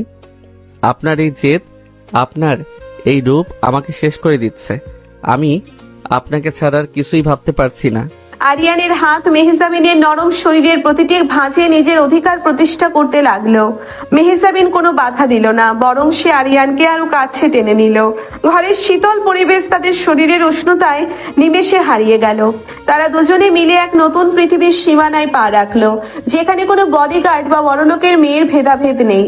আছে শুধু দুজন নরনারীর আদিম এবং তীব্র আকর্ষণ। আমাকে ছেড়ে কখনো যাবে না তো আরিয়ান? কথা দাও। আপনাকে ছেড়ে যাওয়ার ক্ষমতা আমার নেই, কিন্তু কাল সকালের পর পরিস্থিতি অনেক কঠিন হয়ে যাবে। আপনাকে খুব শক্ত থাকতে হবে। তুমি সাথে থাকলে আমি দুনিয়ার সবার সাথে লড়তে পারবো। তুমি শুধু আমার হাতটা এইভাবে শক্ত করে ধরে রেখো। আরিয়ান মেহজাবিনের কপালে একটা দীর্ঘ চুমু খেলো। সারা রাত ধরে বাইরে অঝরে বৃষ্টি ঝরতে লাগলো, আর ঘরের ভেতর মেহজাবিন আর আরিয়ান নিজেদের ভালোবাসার আগুনে একে অপরের মধ্যে সম্পূর্ণ বিলীন হয়ে গেল। এই প্রথম মেহজাবিন অনুভব করলো নিজেকে কারো হাতে সম্পূর্ণ সঁপে দেওয়ার মধ্যে কতটা প্রশান্তি লুকিয়ে আছে। আরিয়ানের কঠোর বাহুডোরে সে নিজেকে পৃথিবীর সবচেয়ে নিরাপদ আর সুখী নারী হিসেবে আবিষ্কার করলো। ভোরের আলো ফুটতে শুরু করেছে, বৃষ্টির জোর কমে এসেছে। মেহজাবিন আরিয়ানের বুকের উপর মাথা রেখে গভীর ঘুমে আচ্ছন্ন। আরিয়ান জেগে আছে। সে জানে আজ সকাল থেকে তাদের জীবনের সবচেয়ে বড় যুদ্ধটা শুরু হবে। রহমান সাহেব নিশ্চয়ই এতক্ষণে পুরো শহর তোলপাড় করে ফেলেছেন। চৌধুরী সাহেবও চিন্তায় আছেন। আরিয়ান খুব সন্তর্পণে মেহজাবিনকে সোফায় শুইয়ে দিয়ে উঠে দাঁড়ালো। সে নিজের ফোনটা হাতে নিয়ে একটা বিশেষ নম্বরে ডায়াল করলো। হ্যালো স্যার, আমি আরিয়ান বলছি। ম্যাম আমার সাথে সম্পূর্ণ নিরাপদ আছেন। হ্যাঁ, রফিক সাহেবের বিশ্বাসঘাতকতার প্রমাণ আমার কাছে আছে। রহমান এবার পালাতে পারবে না। আমি সব ব্যবস্থা করে ফেলেছি। ম্যামকে নিয়ে আমি ঘন্টা খানেকের মধ্যেই পৌঁছাচ্ছি। আপনারা তৈরি থাকুন। ফোনটা পকেটে রেখে আরিয়ান মেহজাবিনের দিকে তাকালো। ঘুমন্ত মেহজাবিনকে একদম ছোট বাচ্চার মতো নিষ্পাপ লাগছে। আরিয়ান জানে এরপর সে যে পদক্ষেপ নিতে যাচ্ছে তাতে মেহজাবিন হয়তো তাকে ভুল বুঝবে, হয়তো খুব কষ্ট পাবে, কিন্তু মেহজাবিনকে চিরতরে সুরক্ষিত করতে এবং রহমান গ্যাংকে ধ্বংস করতে এই একটা পথই খোলা আছে। আরিয়ান একটা দীর্ঘশ্বাস ফেলে মেহজাবিনের মাথায় আলতো করে হাত রাখলো। আমাকে ক্ষমা করে দিন মেহজাবিন। আপনাকে বাঁচানোর জন্য আজ আমাকে এমন একটা কাজ করতে হবে যেটা আপনি হয়তো কোনোদিন মেনে নিতে পারবেন না, কিন্তু আমি বাধ্য। আপনার সুরক্ষার জন্য আমি পুরো পৃথিবীর সাথেও যুদ্ধ করতে পারি। আরিয়ান মেহজাবিনকে জাগানোর জন্য তার কাঁধে হাত রাখলো। আজকের দিনটা চৌধুরী বাড়ির জন্য এক অভাবনীয় ঝড়ের পূর্বাভাস নিয়ে আসছে। ভোরের আলো চারপাশের অন্ধকার কাটিয়ে পুরনো বাড়িটার ভেতর প্রবেশ করেছে। মেহজাবিন চোখ মেলে তাকালো। তার সারা শরীরে কাল রাতের বুনো ভালোবাসার এক মিষ্টি আবেশ জড়িয়ে আছে। সে উঠে বসে দেখলো আরিয়ান তার পাশে নেই। ঘরের এক কোণে আরিয়ান তার ভেজা শার্টটা হাতে নিয়ে দাঁড়িয়ে আছে, তার চোখে রাজ্যের গাম্ভীর্য। আরিয়ান, তুমি এত সকালে উঠে পড়েছো? কাল রাতের পর আমার মনে হচ্ছে আমি যেন নতুন করে জন্ম নিয়েছি। তুমি আমাকে পৃথিবীর সবচেয়ে সুখী মেয়ে বানিয়ে দিয়েছো। আমাদের হাতে একদম সময় নেই মেহজাবিন, আপনি তাড়াতাড়ি তৈরি হয়ে নিন। রনি একটু পরই গাড়ি নিয়ে আমাদের নিতে আসছে। আমাদের এখনই এই জায়গা ছাড়তে হবে। এত তারা কিসের আরিয়ান? আমি তো তোমার সাথেই আছি, আর আমরা তো আজ সোজা বাড়িতেই ফিরে যাব, তাই না? বাবা নিশ্চয়ই খুব চিন্তা করছেন। আমরা বাড়িতেই যাব, তবে তার আগে আমাদের অন্য একটা জায়গায় যেতে হবে। কাল রাতে আমি আপনাকে কথা দিয়েছিলাম যে পৃথিবীর সব বিপদ থেকে আপনাকে সুরক্ষিত রাখব। আজ সেই কথা রাখার জন্য আমাকে একটা খুব কঠিন সিদ্ধান্ত নিতে হচ্ছে। কঠিন সিদ্ধান্ত মানে? তুমি কি বলতে চাইছো আরিয়ান? আমাকে কোথায় নিয়ে যাবে তুমি? সেটা সময় হলেই দেখতে পাবেন। আপনি আমার শার্টটা খুলে নিজের পোশাকটা পরে নিন। পোশাক শুকিয়ে গেছে। আমি বাইরে রনির জন্য অপেক্ষা করছি। আরিয়ান আর কোনো কথা না বলে বাইরে চলে গেল। মেহজাবিনের বুকের ভেতরটা অজানা এক আশঙ্কায় কেঁপে উঠল। আরিয়ানের গলার স্বর এত শীতল কেন? কাল রাতের সেই মাতাল করা ভালোবাসা আর আবেগ কোথায় গেল? মেহজাবিন দ্রুত নিজের পোশাক বদলে বাইরে এলো। বাইরে রনি একটা কালো রঙের জিপ নিয়ে দাঁড়িয়ে আছে। স্যার, আপনি যেমন বলেছিলেন আমি সব ব্যবস্থা করে ফেলেছি। কাজী সাহেব অপেক্ষা করছেন। কাজী সাহেব? এর মানে কি আরিয়ান, তুমি আমাকে কোথায় নিয়ে যাচ্ছ? গাড়িতে উঠুন মেহজাবিন, রাস্তায় সব বলছি। রনি, গাড়ি স্টার্ট দে। মেহজাবিন চুপচাপ গাড়িতে উঠলো। গাড়ি তীব্র গতিতে শহরের দিকে ছুটতে শুরু করলো। আরিয়ান সামনের সিটে বসে তীক্ষ্ণ দৃষ্টিতে চারপাশ খেয়াল রাখছে। মেহজাবিন, রহমান সাহেব খুব ক্ষমতাবান মানুষ। কাল রাতের ঘটনার পর তিনি চুপ করে বসে থাকবেন না। তিনি যে কোনো মূল্যে আপনাকে শাদাবের হাতে তুলে দিতে চাইবেন। চৌধুরী স্যার একা তাকে আটকাতে পারবেন না। আইনি লড়াইয়েও তিনি জিতে যেতে পারেন। কিন্তু তাতে কাজী সাহেবের কি সম্পর্ক? তুমি পুলিশকে বলতে পারো। পুলিশ সবসময় আমাদের সাথে থাকবে না। রহমান সাহেব প্রমাণ করতে চাইবেন যে আপনি শাদাবের হবু স্ত্রী, আর কাল সারা রাত আপনি বাড়ির বাইরে একজন সাধারণ বডিগার্ডের সাথে কাটিয়েছেন। এই খবর মিডিয়াতে ছড়িয়ে পড়লে আপনার আর আপনার বাবার সম্মান মাটির সাথে মিশে যাবে। সমাজ আপনাকে নোংরা কথা শোনাবে। আমার সমাজের কথাই কিছু যায় আসে না আরিয়ান, আমি শুধু তোমাকে চাই। কিন্তু আমার যায় আসে মেহজাবিন, আমি আপনার সম্মানের উপর কোনো আঁচড় লাগতে দেব না। রহমান সাহেবকে চিরতরে চুপ করানোর একটাই আইনি এবং সামাজিক পথ আছে, আর সেটা হলো আপনাকে এমন কারো স্ত্রী হতে হবে যার উপর রহমান সাহেব চাইলেও কোনো আইনি অধিকার খাটাতে পারবেন না। তার মানে তুমি আমাকে বিয়ে করতে চাইছো? হ্যাঁ, আমি আপনাকে বিয়ে করতে চাইছি, তবে এটা কোনো রোমান্টিক বিয়ে নয় মেহজাবিন। এটা একটা চুক্তি।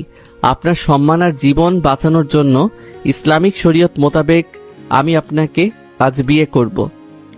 একবার আমার স্ত্রী হয়ে গেলে শাদাব কেন, পুরো দুনিয়ার কোনো ক্ষমতা নেই আপনার দিকে চোখ তুলে তাকানোর। চুক্তি? কাল রাতের সবকিছু কি তাহলে তোমার কাছে শুধু একটা চুক্তি ছিল আরিয়ান? তুমি আমাকে ভালোবেসে বিয়ে করছো না? ভালোবাসার কথা ভাবার মতো বিলাসিতা করার সময় এখন আমাদের নেই। আমি একজন সাধারণ বডিগার্ড, আমি আপনার যোগ্য নই। এই বিয়েটা শুধু আপনাকে রক্ষা করার জন্য। পরিস্থিতি শান্ত হলে আপনি চাইলে আমাকে ডিভোর্স দিয়ে দিতে পারবেন, আমি কোনো দাবি রাখবো না। আরিয়ানের কথা শুনে মেহজাবিনের চোখ দিয়ে জল গড়িয়ে পড়ল।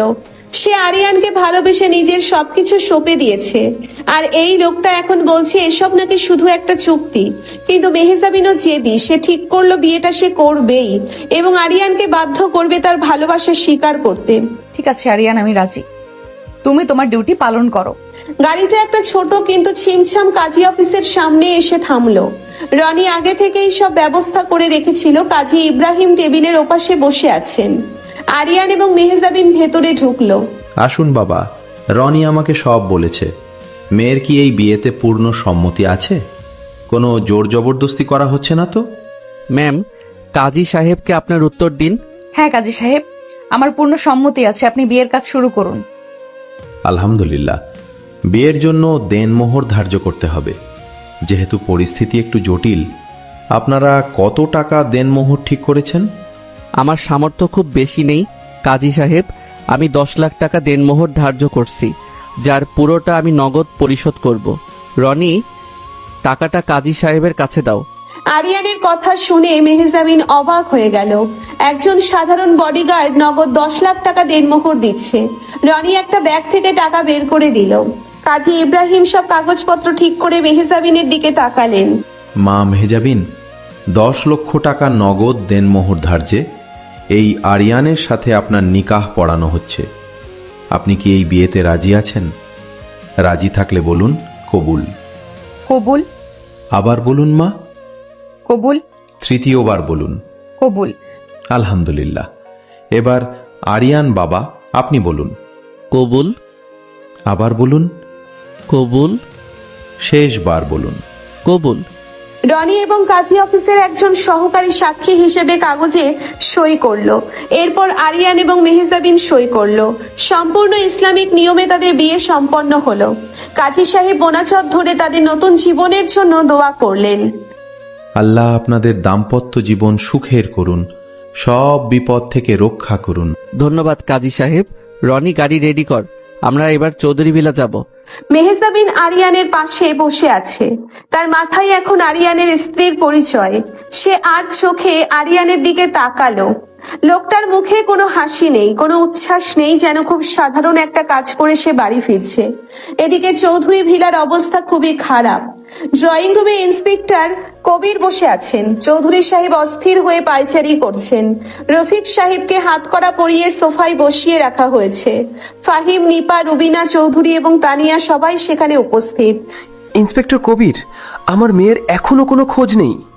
রহমান কাল রাতে আমার বাড়িতে লোক পাঠিয়েছিল। আমি ওই শয়তানকে ছাড়ব না। আপনি শান্ত হন চৌধুরী সাহেব, আমরা আমাদের সব সোর্স কাজে লাগিয়েছি। সাদাব আর তার গুন্ডারাও নিখোঁজ, আমরা খুঁজছি। বাবা, আমি তো আগেই বলেছিলাম ওই নতুন বডিগার্ডটার কোনো ভরসা নেই। কে জানে, হয়তো ও নিজেই টাকার লোভে মেহজাবিনকে সাদাবের হাতে তুলে দিয়েছে। ঠিকই তো, একটা রাস্তার ছেলেকে আপনি এত বিশ্বাস করলেন বাবা? এখন তো মেয়ের সম্মান আর জীবন দুটোই গেল। কাল সারা রাত মেয়েটা বাইরে ছিল, এখন যদি ফিরেও আসে সমাজ কি আর ওকে ভালো চোখে দেখবে? মেহজাবিন আপুর তো আরিয়ানের সাথে খুব মাখামাখি ছিল, কে জানে হয়তো দুজনে মিলে পালিয়েছে। তোরা একটু চুপ করবি? আমার মেয়েটার কি অবস্থা কে জানে, আর তোরা আছিস নিজেদের নোংরা চিন্তা নিয়ে। ঠিক সেই মুহূর্তে মেইন দরজা দিয়ে ভেতরে প্রবেশ করলো আরিয়ান এবং মেহজাবিন। পুরো ড্রয়িং রুমে স্তব্ধ হয়ে গেল, সবাই অবাক হয়ে তাদের দিকে তাকিয়ে আছে। মেহজাবিন দৌড়ে গিয়ে তার বাবাকে জড়িয়ে ধরলো। বাবা, আমি ঠিক আছি বাবা। মারে, তুই ঠিক আছিস তো? ওই শয়তানরা তোর কোনো ক্ষতি করেনি তো? আরিয়ান, তুমি আমার মেয়েকে সুরক্ষিত ফিরিয়ে এনেছো। আমি তোমার কাছে চিরকৃতজ্ঞ। তুই সারা রাত কোথায় ছিলি মেহজাবিন? আর এই বডিগার্ডের সাথে তোর এত সকালে ফেরার মানে কি? সত্যিই তো, সারা রাত একটা জোয়ান ছেলের সাথে একা কাটিয়ে এলে। ছি, আমাদের সম্মানে তো আর কিছুই বাকি রইল না। মুখ সামলে কথা বলুন নিপা ম্যাম। আপনি যার সম্পর্কে কথা বলছেন সে এখন আর শুধু চৌধুরী সাহেবের মেয়ে নয়, সে আমার বিবাহিত স্ত্রী। আরিয়ানের এই একটা কথাই পুরো ঘর যেন বাজ পড়ল। চৌধুরী সাহেব বিস্ময়ে হতবাক হয়ে আরিয়ানের দিকে তাকালেন। রুবিনা চৌধুরী সোফায় ধপ করে বসে পড়লেন। তানিয়ার চোখ কপালে উঠে গেল। তুই কি বললি? তুই মেহজাবিনকে বিয়ে করেছিস? তোর এত বড় সাহস! একটা 2 টাকার কর্মচারী হয়ে তুই আমাদের বাড়ির মেয়ের দিকে হাত বাড়াস? ও মা, এ তো দেখছি সর্ষের মধ্যেই ভূত। আমরা ভয় পাচ্ছিলাম সাদাবকে নিয়ে, আর এই সুযোগ সন্ধানী বডিগার্ড নিজে মেয়েটাকে ফাঁদে ফেলে বিয়ে করে বসলো। বাবা, আপনি ওকে এক্ষুনি পুলিশে দিন। ও নিশ্চয়ই মেহজাবিনকে জোর করে বিয়ে করেছে। আরিয়ান ভাইয়া, আপনি এটা করতে পারলেন? আপনি টাকার লোভী মেহজাবিন আপুকে বিয়ে করলেন? তোরা সবাই চুপ করবি? আরিয়ান আমাকে জোর করেনি, আমি নিজের ইচ্ছায় সজ্ঞানে আরিয়ানকে বিয়ে করেছি। কাজী অফিসে গিয়ে শরীয়ত মেনে আমাদের বিয়ে হয়েছে। মেহজাবিন, তুই এটা কি করেছিস মা? তুই একটা সামান্য বডিগার্ডকে বিয়ে করলি? তুই একবারও আমার কথা, তোর বংশের সম্মানের কথা ভাবলি না? সম্মান? কাল রাতে যখন চাচার দেওয়া ঘুমের ওষুধ খেয়ে তোমরা সবাই ঘুমিয়ে যাচ্ছিলে আর সাদাবের গুন্ডারা আমাকে তুলে নিয়ে যাওয়ার জন্য বাড়িতে ঢুকেছিল, তখন কোথায় ছিল তোমাদের সম্মান? এই আরিয়ান নিজের জীবন ঝুঁকি নিয়ে আমাকে ওই হায়নাদের হাত থেকে বাঁচিয়েছে, সারা রাত আমাকে পাহারা দিয়েছে। ও যদি আমাকে বিয়ে না করতো তাহলে আজ সাদাব আমাকে তার রক্ষিতা বানিয়ে রাখতো। ভাইজান, এই মেয়ে মিথ্যা বলছে। এই বডিগার্ড ওকে জাদু করেছে। আপনি চুপ করুন রফিক সাহেব, আপনার সব কল রেকর্ড আমার কাছে আছে। ইন্সপেক্টর কবির, এই লোক কাল রাতে আমাদের খাবারে ঘুমের ওষুধ মিশিয়েছিল, একে অ্যারেস্ট করুন। আরিয়ান, তুমি যা বলছো তার প্রমাণ আছে তো? প্রমাণ আমি আগে আপনার ডিপার্টমেন্টে পাঠিয়ে দিয়েছি স্যার। আর হ্যাঁ, রহমান সাহেবের সাথে রফিক সাহেবের ডিলের সব কাগজও আছে। তুই এখানে বেশি জমিদারি ফলানোর চেষ্টা করবি না আরিয়ান। তুই মেহজাবিনকে ব্ল্যাকমেল করে বিয়ে করেছিস আমাদের সম্পত্তি হাতানোর জন্য, কিন্তু আমি তোকে এক কানাকড়িও দেব না। আপনাদের সম্পত্তি নিয়ে আমার কোনো আগ্রহ নেই ফাহিম সাহেব, আমি শুধু মেহজাবিনের আইনি স্বামী হিসেবে এখানে দাঁড়িয়েছি, যাতে রহমান সাহেব তার নোংরা হাত মেহজাবিনের দিকে না বাড়াতে পারে। বাহ, কি মহান সাজছেন! আরে বাবা, আপনি তো নিজেই একটা ভিখারি। আপনার ঘরে গিয়ে মেহজাবিন থাকবে কিভাবে? ওই বস্তির ভাঙা ঘরে? আমি কোথায় যাব সেটা আমার স্বামী বুঝবে ভাবি, তোমাকে তো চিন্তা করতে হবে না। মেহজাবিন, তুই যদি এই ছেলেকে তোর স্বামী হিসেবে মানিস তাহলে এই চৌধুরী বাড়িতে তোর কোনো জায়গা নেই। আমি একজন বডিগার্ডকে আমার জামাই হিসেবে কোনোদিন মেনে নেব না। ঠিক আছে বাবা, তুমি যখন আমাকে মেনে নেবে না, তখন আমি আমার স্বামীর সাথেই চলে যাব। আরিয়ান, চলো এখান থেকে। মেহেজাবিন আরিয়ানের হাত ধরলো। আরিয়ান এক মুহূর্ত চৌধুরী সাহেবের চোখের দিকে তাকালো। দুজনের মধ্যে এক নীরব চোখের ভাষা বিনিময় হলো, যা কেউ খেয়াল করলো না। আরিয়ান মেহেজাবিনের হাত ধরে মেইন দরজার দিকে পা বাড়ালো। ঠিক তখনই বাইরে থেকে হুড়মুড় করে ভেতরে ঢুকলো সাদাব এবং তার কিছু গুন্ডা। সাদাবের হাতে একটা পিস্তল। কোথায় যাবি তোরা? এত সহজে তোকে আমি যেতে দেবো ভেবেছিস? বডিগার্ড, মেহজাবিন শুধু আমার। সাদাব, অস্ত্র নিচে নামাও। তুমি পুলিশের সামনে দাঁড়িয়ে আছো। পুলিশকে আমি পকেটে নিয়ে ঘুরি ইন্সপেক্টর। আপনি চুপ করে সাইডে দাঁড়ান। এই বডিগার্ড আজ আমার হাত থেকে বাঁচবে না। কাল রাতে ও আমার প্ল্যান নষ্ট করেছে। আজ ওকে আমি মেরেই মেহজাবিনকে এখান থেকে নিয়ে যাব। সাদাব, তুই ওর গায়ে হাত দিলে আমি তোকে খুন করে ফেলবো। ও আমার স্বামী। স্বামী? একটা রাস্তার কুকুর তো স্বামী? ঠিক আছে, তাহলে আজ তোর সামনেই তোর এই স্বামীকে আমি কুকুরের মতো মারবো। এই কাল্লু, চল সালাকে। কাল্লু এবং আরো 4 জন গুন্ডা আরিয়ানের দিকে তেড়ে এলো। আরিয়ান অত্যন্ত শান্তভাবে মেহেজাবিনকে একটু পেছনে সরিয়ে দিল। ম্যাম, আপনি ওখানে দাঁড়ান, এদের হিসাব আমি একাই মেটাচ্ছি। কাল্লু একটা লোহার রড দিয়ে আরিয়ানের মাথায় আঘাত করতে গেল। আরিয়ান বিদ্যুৎ গতিতে নিচে বসে গিয়ে কাল্লুর হাঁটুতে এক মারাত্মক লাথি কষালো। কাল্লুর হাঁটু মটকে যাওয়ার শব্দ পুরো ঘরে শোনা গেল। সে আর্তনাদ করে মেঝেতে পড়ে গেল। মার ওকে, মার, গুলি কর। একজন গুন্ডা পিস্তল বের করার আগেই আরিয়ান লাফ দিয়ে শূন্যে উঠে একটা স্পিনিং কিক মেরে গুন্ডাটার হাত থেকে পিস্তল ফেলে দিল। মাটিতে নেমেই সে পরপর দুজনকে এমন ভাবে ঘুষিয়ে আর লাথি মারলো যে তারা সাথে সাথে জ্ঞান হারিয়ে ফেললো। আরিয়ানের প্রতিটি মুভমেন্ট এত নিখুঁত, এত দ্রুত আর এত বিধ্বংসী যে ইন্সপেক্টর কবির নিজেও অবাক হয়ে দেখছেন। ফাহিম এবং নিপা ভয়ে সোফার পিছনে লুকিয়ে পড়েছে। মাত্র 1 মিনিটের মধ্যে সাদাবের সব গুন্ডা মেঝেতে পড়ে কাতরাতে লাগলো। তুই কোনো সাধারণ বডিগার্ড নয়। তুই কোনো সাধারণ বডিগার্ড। কে তুই? সাদাব ভয় পেয়ে নিজের পিস্তলটা আরিয়ানের দিকে তাক করলো, কিন্তু আরিয়ানের চোখে কোনো ভয় নেই। সে শান্ত পায়ে সাদাবের দিকে এগিয়ে যেতে লাগলো। আরিয়ান, যেও না, ওর হাতে পিস্তল আছে। সাদাব, তুই একটা কাপুরুষ। তুই শুধু টাকার জোরে লাফাস। তোর বাবার ক্ষমতা ছাড়া তুই একটা শূন্য। তোর যদি এতই সাহস থাকে তাহলে চালাগুলি। তুই আমাকে চ্যালেঞ্জ করছিস? আমি আমি আমি তোকে শেষ করে দেবো। সাদাবের আঙ্গুল ট্রিগারে চাপ দেওয়ার ঠিক আগ মুহূর্তেই আরিয়ান একটা জাদুকরী মুভমেন্ট করলো। সে এক ঝটকায় সাদাবের হাতটা উপরের দিকে ঠেলে দিল। একটা বিকট শব্দে গুলিটা ছাদের ঝাড়বাতিতে গিয়ে লাগলো। ঝাড়বাতিটা ভেঙে টুকরো টুকরো হয়ে নিচে পড়লো।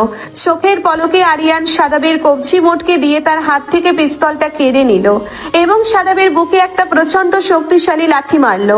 সাদাব ছিটকে গিয়ে কাঁচের টেবিলের ওপর পড়লো। টেবিলটা ভেঙে চুরমার হয়ে গেল। ইন্সপেক্টর কবির, এদের সবাইকে অ্যারেস্ট করুন। এরা চৌধুরী সাহেবের বাড়িতে অবৈধ অস্ত্র নিয়ে হামলা করেছে। এদের বিরুদ্ধে কড়া কেস হওয়া উচিত। ফোর্স, সবাইকে হাত করা পড়াও।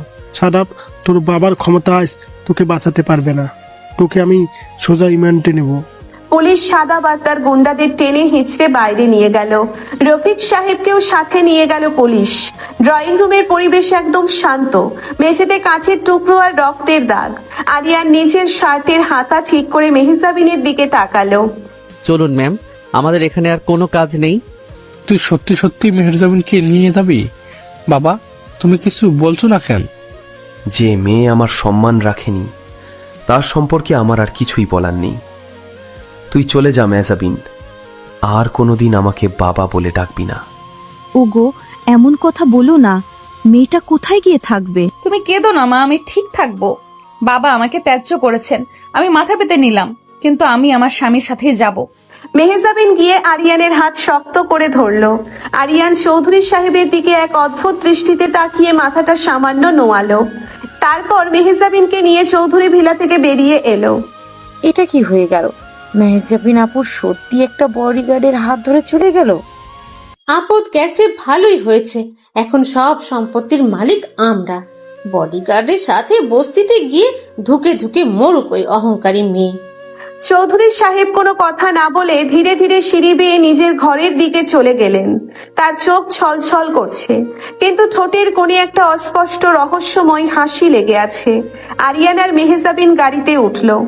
মেহজাবিন কাঁদছে না, তার চোখে এক দৃঢ় প্রত্যয়। আরিয়ান, আমরা এখন কোথায় যাব? আমার দুনিয়ায়, যেখানে কোনো চৌধুরী ভিলা নেই, কোনো জাঁকজমক নেই, শুধু আমি আছি আর আমার বাস্তবতা আছে। আপনি কি পারবেন সেখানে মানিয়ে নিতে মেহজাবিন? তুমি যেখানে আছো সেটাই আমার দুনিয়া আরিয়ান। তুমি আমাকে শুধু তোমার বুকে একটু জায়গা দিও, আমার আর কোনো কিছুই লাগবে না। আরিয়ান গাড়ি স্টার্ট দিল। সে জানে আসল খেলাটা তো এবার শুরু হতে যাচ্ছে। মেহজাবিন এখনো জানে না যে সে কাকে বিয়ে করেছে এবং আরিয়ানের ওই বাস্তবতা আসলে কতটা চমকপ্রদ। শহরের কোলাহল ছাড়িয়ে গাড়িটা এসে থামলো একটা সরু গলির মুখে। গলির ভেতর গাড়ি ঢোকার উপায় নেই। চারপাশের পরিবেশ একদম সাধারণ, কোথাও কোনো আভিজাত্যের চিহ্ন নেই। আরিয়ান গাড়ি থেকে নেমে মেহজাবিনের দিকে দরজা খুলে দিল। নিচে নামুন মেহজাবিন, এরপরে রাস্তাটা আমাদের হেঁটেই যেতে হবে। এই গলির ভেতর দিয়ে এখানে তো ঠিকমতো হাঁটার জায়গাও নেই। তুমি কোথায় থাকো আরিয়ান? আমি আগেই বলেছিলাম এটা আপনার ওই বিলাসবহুল পৃথিবী নয়, এটা আমার বাস্তব দুনিয়া। এখানে ধুলো আছে, কাদা আছে, আর আছে বেঁচে থাকার লড়াই। এখনো সময় আছে, চাইলে চৌধুরী ভিলায় ফিরে যেতে পারেন। তুমি আমাকে এত দুর্বল ভেবো না আরিয়ান। আমি যখন তোমার হাত ধরেছি তখন তোমার এই ধুলো কাদাতেই আমি আমার রাজপ্রাসাদ বানিয়ে নিব। তুমি সামনে চলো। আরিয়ান হালকা হেসে সামনে হাঁটতে শুরু করলো। মেহজাবিন তার দামি শাড়ি আর হিল জুতো সামলে আরিয়ানের পিছু পিছু গলির ভেতর ঢুকলো। বেশ কিছুটা হাঁটার পর একটা আধা পাকা টিন শেড বাড়ির সামনে এসে দাঁড়ালো তারা। আরিয়ান দরজার কড়া নাড়ল। কিছুক্ষণ পর দরজা খুলে দিল একজন মধ্যবয়সী নারী। ইনি আরিয়ানের মা ফাতেমা। আরে আরিয়ান, তুই এত সকালে? আর তোর সাথে অপরূপ সুন্দরী মেয়েটা কে রে বাপ? মা, ভেতরে চলো, সব বলছি। রিয়া কোথায়? রিয়া তো রান্নাঘরে, তোরা ভেতরে আয়। আরিয়ান আর মেহজাবিন ঘরের ভেতর ঢুকলো। ঘরটা বেশ ছোট। একটা পুরনো সোফা, একটা টেলিভিশন আর একটা ছোট ডাইনিং টেবিল রাখা আছে। দেওয়ালের পলেস্তারা কয়েক জায়গা থেকে খসে পড়েছে। মেহজাবিন চারপাশটা দেখছে। ভাইয়া, তুই এসেছিস? আর এই সুন্দর আপুটা কে? তুই কি শেষে কোনো সিনেমার নায়িকাকে তুলে নিয়ে এলি নাকি? বেশি বকিস না রিয়া। মা, মেহজাবিনকে বসতে দাও। বসো মা, বসো। তা বাবা আরিয়ান, পরিচয়টা তো দিলি না? মা, মেহজাবিন চৌধুরী সাহেবের মেয়ে, আর ও এখন শুধু চৌধুরী সাহেবের মেয়ে নয়, ও আমার বিবাহিত স্ত্রী।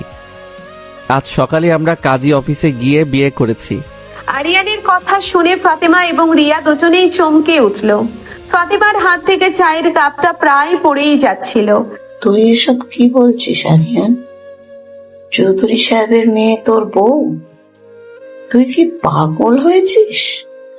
এত বড় ঘরের মেয়ে আমাদের এই গরিবের কুড়ে ঘরে এসে থাকবে কিভাবে? তুই তো আমাদের সবাইকে বিপদে ফেলে দিলি। মা, আপনি ভয় পাবেন না। আমি নিজের ইচ্ছায় আরিয়ানকে বিয়ে করেছি। আমি জানি আপনাদের এখানে আমার বাবার বাড়ির মতো আরামায়েশ নেই, কিন্তু আমার ওইসব চাই না। আমি আপনাদের মেয়ে হয়েই থাকতে চাই। আপনারা আমাকে মেনে নেবেন না? এই তুমি কি বলছো মা? তুমি এত বড় ঘরের মেয়ে, তোমাকে মেনে না নেওয়ার কি আছে? কিন্তু আমার আরিয়ানের তো কিছুই নেই। ও সামান্য বডিগার্ডের চাকরি করে। তুমি ওর সাথে কষ্ট করবে কিভাবে? আরিয়ান আমার সম্মান বাঁচিয়েছে মা। ওর মতো সাহসী আর সৎ মানুষের সাথে আমি সারা জীবন রাস্তায় থাকতেও রাজি আছি। ভাইয়া, তুই আসলেই একটা জাদুকর। এত সুন্দর আর এত ভালো একটা আপুকে পটিয়ে ফেললি। ভাবি, তুমি কোনো চিন্তা করো না। এই বাড়িতে আমরা তোমাকে রানীর মতো করে রাখবো। রিয়া, তোকে ওর সাথে এত ফ্রি হতে হবে না। তুই গিয়ে তোর ভাবির জন্য এক গ্লাস শরবত নিয়ে আয়। মেহজাবিন, আপনি ওই পাশের ঘরে যান, ওটা আমার ঘর। আজ থেকে ওখানেই আপনাকে থাকতে হবে। মেহজাবিন আরিয়ানের দেখিয়ে দেওয়া ঘরের দিকে পা বাড়ালো। ঘরের ভেতর ঢুকে এসে থমকে দাঁড়ালো। একটা ছোটখাটো একটা লোহার আলমারি আর একটা টেবিল ফ্যান ছাড়া ঘরে আর কিছুই নেই। ভ্যাপসা গরমে ঘরটা একদম সেদ্ধ হয়ে আছে। মেহজাবিন খাটের এক পাশে বসলো। কিছুক্ষণ পর আরিয়ান ঘরে ঢুকলো। কি হলো? এই গরমে এখনই হাঁপিয়ে উঠলেন? এখানে কোনো সেন্ট্রাল এসি নেই মেহজাবিন। রাতে মশার কামড়ও খেতে হবে। তুমি আমাকে সারাক্ষণ এভাবে খোটা না দিলে পারো না? আমি কি একবারও বলেছি আমার গরম লাগছে বা আমার কষ্ট হচ্ছে? মুখে বলার দরকার নেই, আপনার ঘামে ভেজা মুখ দেখে বোঝা যাচ্ছে রিয়া আপনার জন্য একটা সুতির শাড়ি দিয়ে গেছে। আপনি আপনার এই দামি পোশাকটা বদলে নিন, এটা পরে থাকলে গরমে সেদ্ধ হয়ে যাবেন। কিন্তু আমি তো একা শাড়ি পরতে পারি না, সাইমা বা পার্লার থেকে কেউ এসে আমাকে শাড়ি পরিয়ে দেয়। এখানে সাইমাও নেই, পার্লারও নেই, যা করার নিজেকেই করতে হবে। আমি বাইরে যাচ্ছি, আপনি শাড়িটা পরে নিন। আরিয়ান ঘর থেকে বেরিয়ে গেল। মেহজাবিন দীর্ঘশ্বাস ফেলে শাড়িটা হাতে নিল। একটা সাধারণ সুতির শাড়ি, যার দাম হয়তো 1000 টাকার বেশি নয়। সে অনেক কষ্টে প্যাঁচ দিয়ে শাড়িটা পরলো, কিন্তু কুচিগুলো ঠিকমতো বসাতে পারলো না। শাড়ির আঁচলটাও ঠিকমতো সামলাতে পারছে না। দরজা ঠেলে আরিয়ান ভেতরে আসতেই মেহজাবিনের এই এলোমেলো রূপ দেখে সে কয়েক মুহূর্ত থমকে গেল। সুতির শাড়িতে মেহজাবিনের ফর্সা ত্বক আর ছিপছিপে কোমর স্পষ্ট বোঝা যাচ্ছে। আরিয়ানের চোখের দৃষ্টি গাঢ় হয়ে এলো। কি হলো, এভাবে তাকিয়ে আছো কেন? আমি বলেছিলাম না আমি শাড়ি পরতে পারি না? হাসছো কেন? আমি হাসছি না, তবে আপনাকে এই সাধারণ শাড়িতে যে এতটা সুন্দর লাগবে সেটা আমি ভাবিনি। মনে হচ্ছে কোনো গ্রামের চঞ্চল বউ। তাই? তা তোমার এই গ্রামের বউয়ের শাড়িটা একটু ঠিক করে দাও না, আমি তো কুচিগুলোও ধরতে পারছি না। মেহজাবিন একটু এগিয়ে এসে আরিয়ানের সামনে দাঁড়ালো। আরিয়ান মেহজাবিনের চোখের দিকে তাকিয়ে ধীরে ধীরে নিচে হাঁটু গেড়ে বসলো। তার শক্ত হাত মেহজাবিনের শাড়ির কুচিগুলো আলতো করে ধরতে শুরু করলো। আরিয়ানের আঙ্গুলের স্পর্শ মেহজাবিনের কোমরের কাছে লাগতেই মেহজাবিন কেঁপে উঠলো। একটু স্থির হয়ে দাঁড়ান মেহজাবিন, নইলে শাড়ি ঠিক করা যাবে না। আমি তো স্থির হয়েই দাঁড়িয়ে আছি, কিন্তু তোমার হাতের স্পর্শ আমাকে স্থির থাকতে দিচ্ছে কোথায়? তুমি ইচ্ছে করে আমার কোমরে হাত দিচ্ছ আরিয়ান। আমি ইচ্ছে করে কিছুই করছি না, তবে আপনি যদি আমাকে এভাবে উস্কে দেন তাহলে আমি সত্যি সত্যি নিজেকে আর নিয়ন্ত্রণ করতে পারবো না। আরিয়ান শাড়ির কুচিগুলো গুজে দিয়ে উঠে দাঁড়ালো। মেহজাবিন হঠাৎ করে আরিয়ানের গলা জড়িয়ে ধরলো। আরিয়ানের ঠোঁটের খুব কাছে মুখ নিয়ে ফিসফিস করে কথা বলল। আমি তো চাই তুমি তোমার নিয়ন্ত্রণ হারিয়ে ফেলো। আমি তোমার বউ আরিয়ান, তুমি আমাকে শুধু সম্মান বাঁচানোর দোহাই দিয়ে দূরে সরিয়ে রাখতে পারো না। আমার এই শরীরের উপর, আমার মনের উপর শুধু তোমার অধিকার। মেহজাবিন, এটা চৌধুরী ভিলা নয়, বাইরে মা আর রিয়া আছে। এখন জেদ করবেন না, আমাকে একটু স্পেস দিন। দেব না স্পেস। তুমি কাল রাতে যেমন আমাকে ভালোবেসেছিলে, আমি এখন ঠিক তেমন ভালোবাসা চাই। তুমি কি আমাকে একটুও ভালোবাসো না আরিয়ান? শুধু কি দায়িত্ববোধ থেকে বিয়ে করেছো? মেহজাবিনের চোখে পানি টলটল করছে।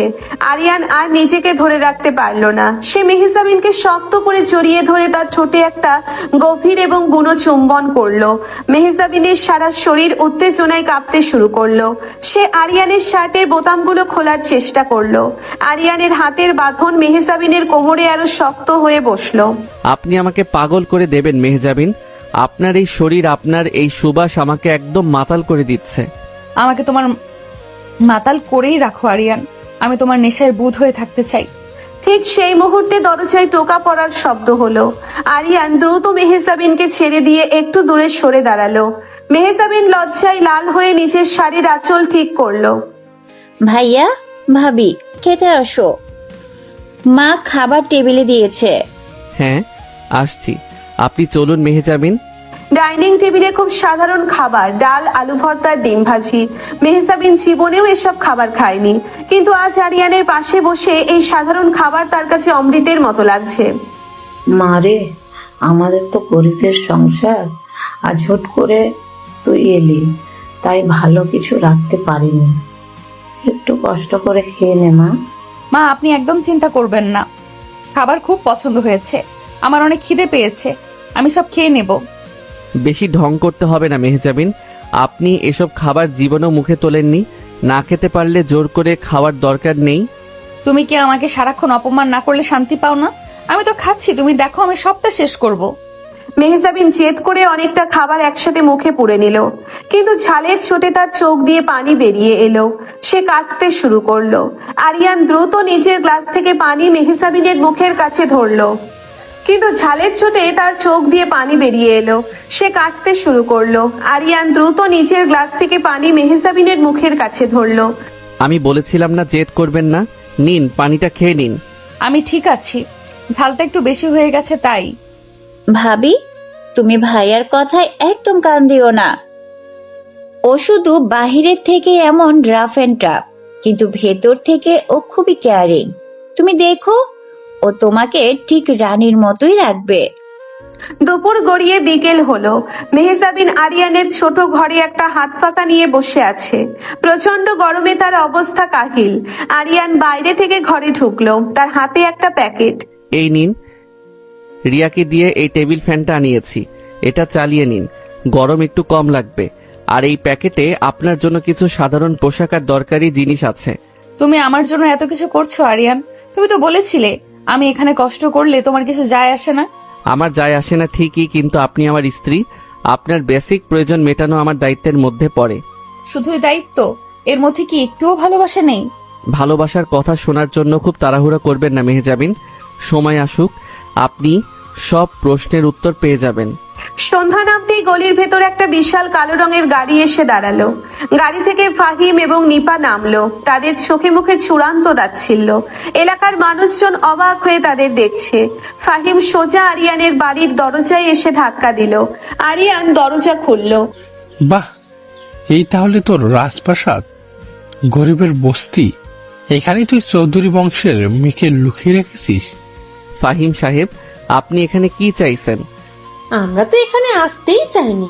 এই নোংরা বস্তিতে পা রাখলে আমাদের স্ট্যাটাস খারাপ হয়, কিন্তু তোমার মতো একটা ভিখারির হাত থেকে মেহজাবিনকে উদ্ধার করতে বাবা আমাদের পাঠিয়েছেন। মেহজাবিন ঘরের ভেতর থেকে ফাহিম এবং নিপার গলা শুনে দ্রুত বাইরে বেরিয়ে এলো। ভাইয়া ভাবি, তোমরা এখানে কি করছো? বাবা পাঠিয়েছেন মানে কি? বাবা তো আমাকে ত্যায্য করেছেন। বাবা রাগের মাথায় বলেছিলেন, কিন্তু তোর এই বস্তির জীবন দেখে বাবা খুব কষ্ট পাচ্ছেন। এই নে আরিয়ান, এখানে একটা ব্যাংক চেক আছে, তুই যত টাকা চাস বসিয়ে নে, বিনিময়ে মেজজামিনকে এখানেই তালাক দিয়ে দে। তোর তো টাকার জন্যই ওকে বিয়ে করা, তাই না? ঠিকই তো, তোর মতো রাস্তার ছেলের এই 10 লাখ 20 লাখ টাকায় জীবন পার হয়ে যাবে। এই মেয়েকে দিয়ে তুই কি করবি? দেখছিস না এক বেলাতেই গরম আর মশার কামড়ে মেয়ের কি হাল হয়েছে। আপনাদের কথা শেষ হয়েছে? ফাহিম সাহেব, আপনি যদি মেহজাবিনের ভাই না হতেন তাহলে এই ব্ল্যাঙ্ক চেক আমি আপনাকে খাইয়ে দিতাম। আমার স্ত্রীকে কেনার মতো টাকা আপনাদের পুরো চৌধুরী বংশের নেই। তুই একটা সামান্য বডিগার্ড হয়ে আমাকে ধমকাচ্ছিস? আমি চাইলে এক্ষুনি পুলিশ ডেকে তোকে জেলে পাঠাতে পারি। তুই মেহরজাবিনকে জোর করে আটকে রেখেছিস। ভাইয়া, তুমি তোমার সীমা পার করছো। আরিয়ান আমাকে আটকে রাখেনি, আমি নিজের ইচ্ছায় ওর কাছে আছি, আর আমি এখানেই থাকবো। তুমি এই চেক নিয়ে এখান থেকে বিদায় হও। মেহজাবিন, তুই এই ভিখারিটার জন্য নিজের পরিবারের মুখে চুনকালি মাখছিস। বাবা বলেছেন তুই যদি আজই একে তালাক দিয়ে ফিরে না যাস তাহলে তোর সব ব্যাংক অ্যাকাউন্ট, তোর সব ক্রেডিট কার্ড আজ রাতেই ব্লক করে দেওয়া হবে। তুই রাস্তায় রাস্তায় ভিক্ষে করবি।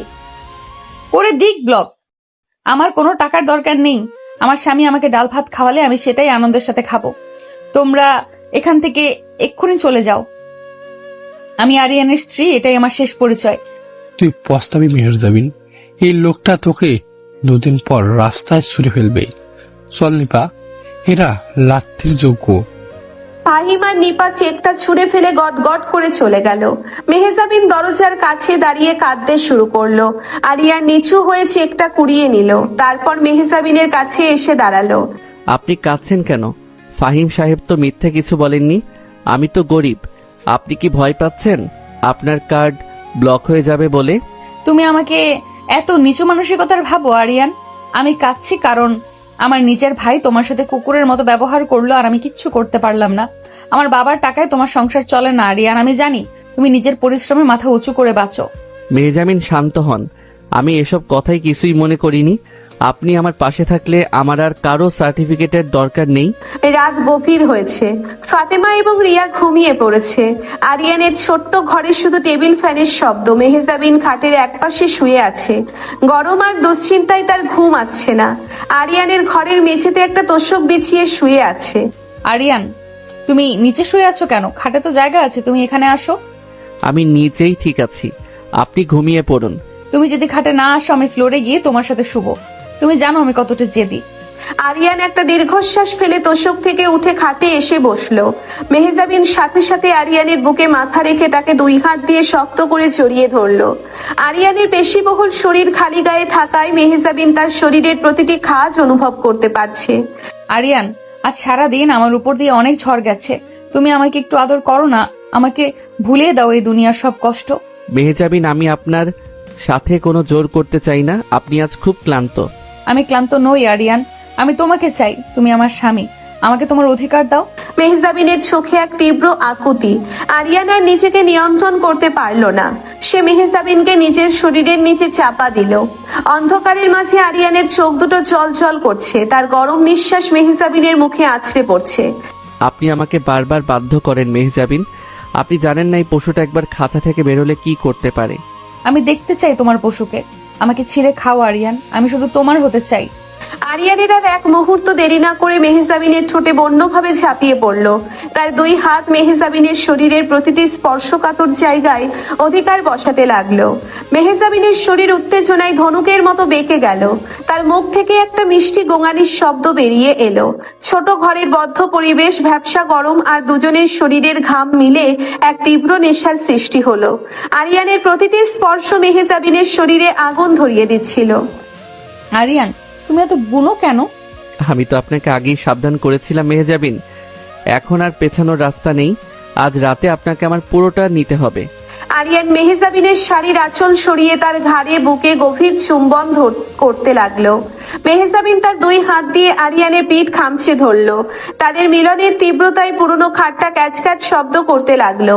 এই গরিবের কুড়ে ঘর একটা সাধারণ ফ্যানের নিচে মেহজাবিন জীবনের সবচেয়ে চরম সুখ অনুভব করলো। সে ভুলে গেল তার বাবার রাজপ্রাসাদ, ভুলে গেল ফাহিমের অপমান। তার পৃথিবীতে এখন শুধু আরিয়ান আর তার বন্য ভালোবাসা।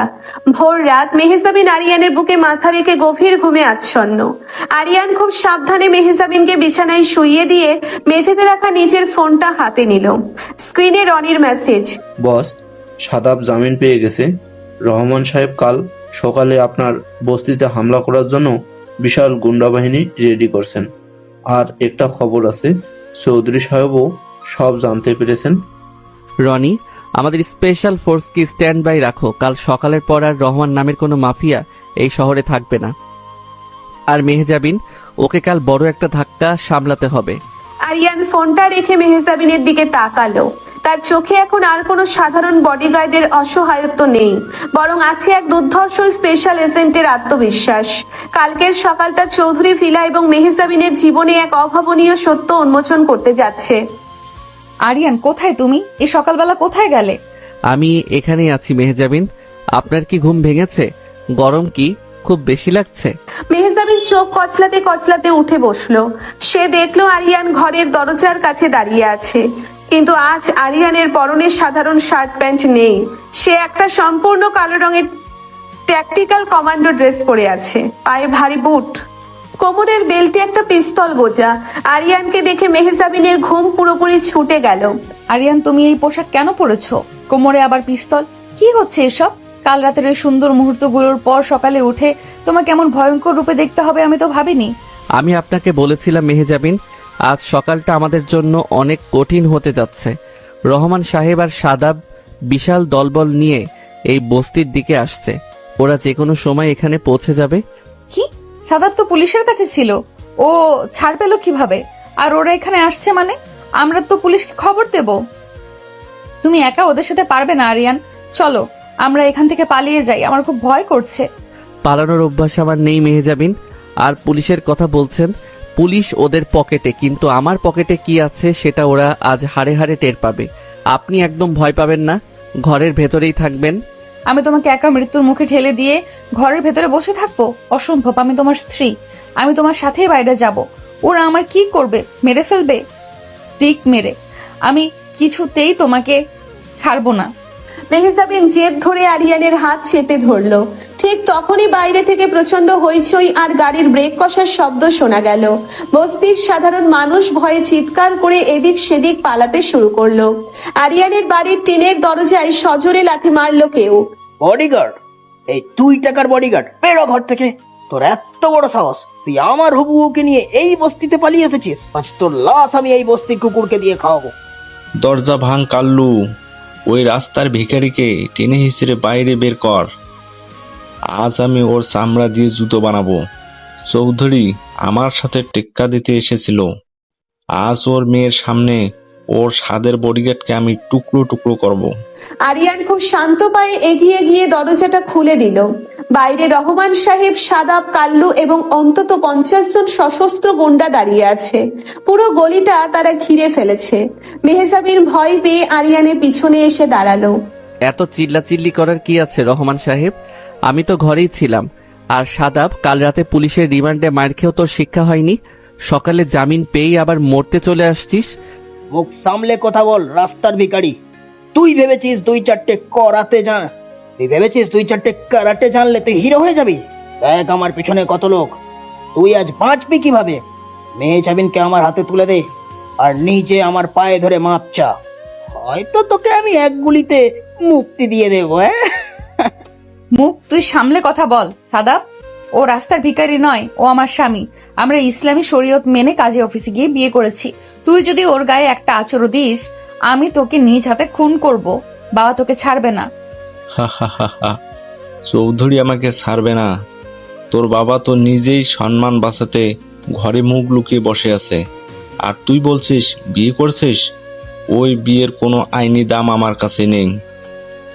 আজ ওই বডিগার্ডকে মারার পর আমি তোকে তুলে নিয়ে যাব, আর কালেই শাহাদাবের সাথে তোর বিয়ে দেব। কেউ আটকাতে পারবে না। রহমান সাহেব, বয়স হয়েছে, এখন তো একটু বুদ্ধি খাটান। আপনি কি সত্যি ভেবেছেন আমি কোনো সাধারণ বডিগার্ড? আর আপনি চাইলেই আমার স্ত্রীকে এখান থেকে তুলে নিয়ে যেতে পারবেন? বাবা, এই লোকটার সাথে কথা বলে সময় নষ্ট করার কোনো মানে হয় না। ওকে ওকে গুলি করো।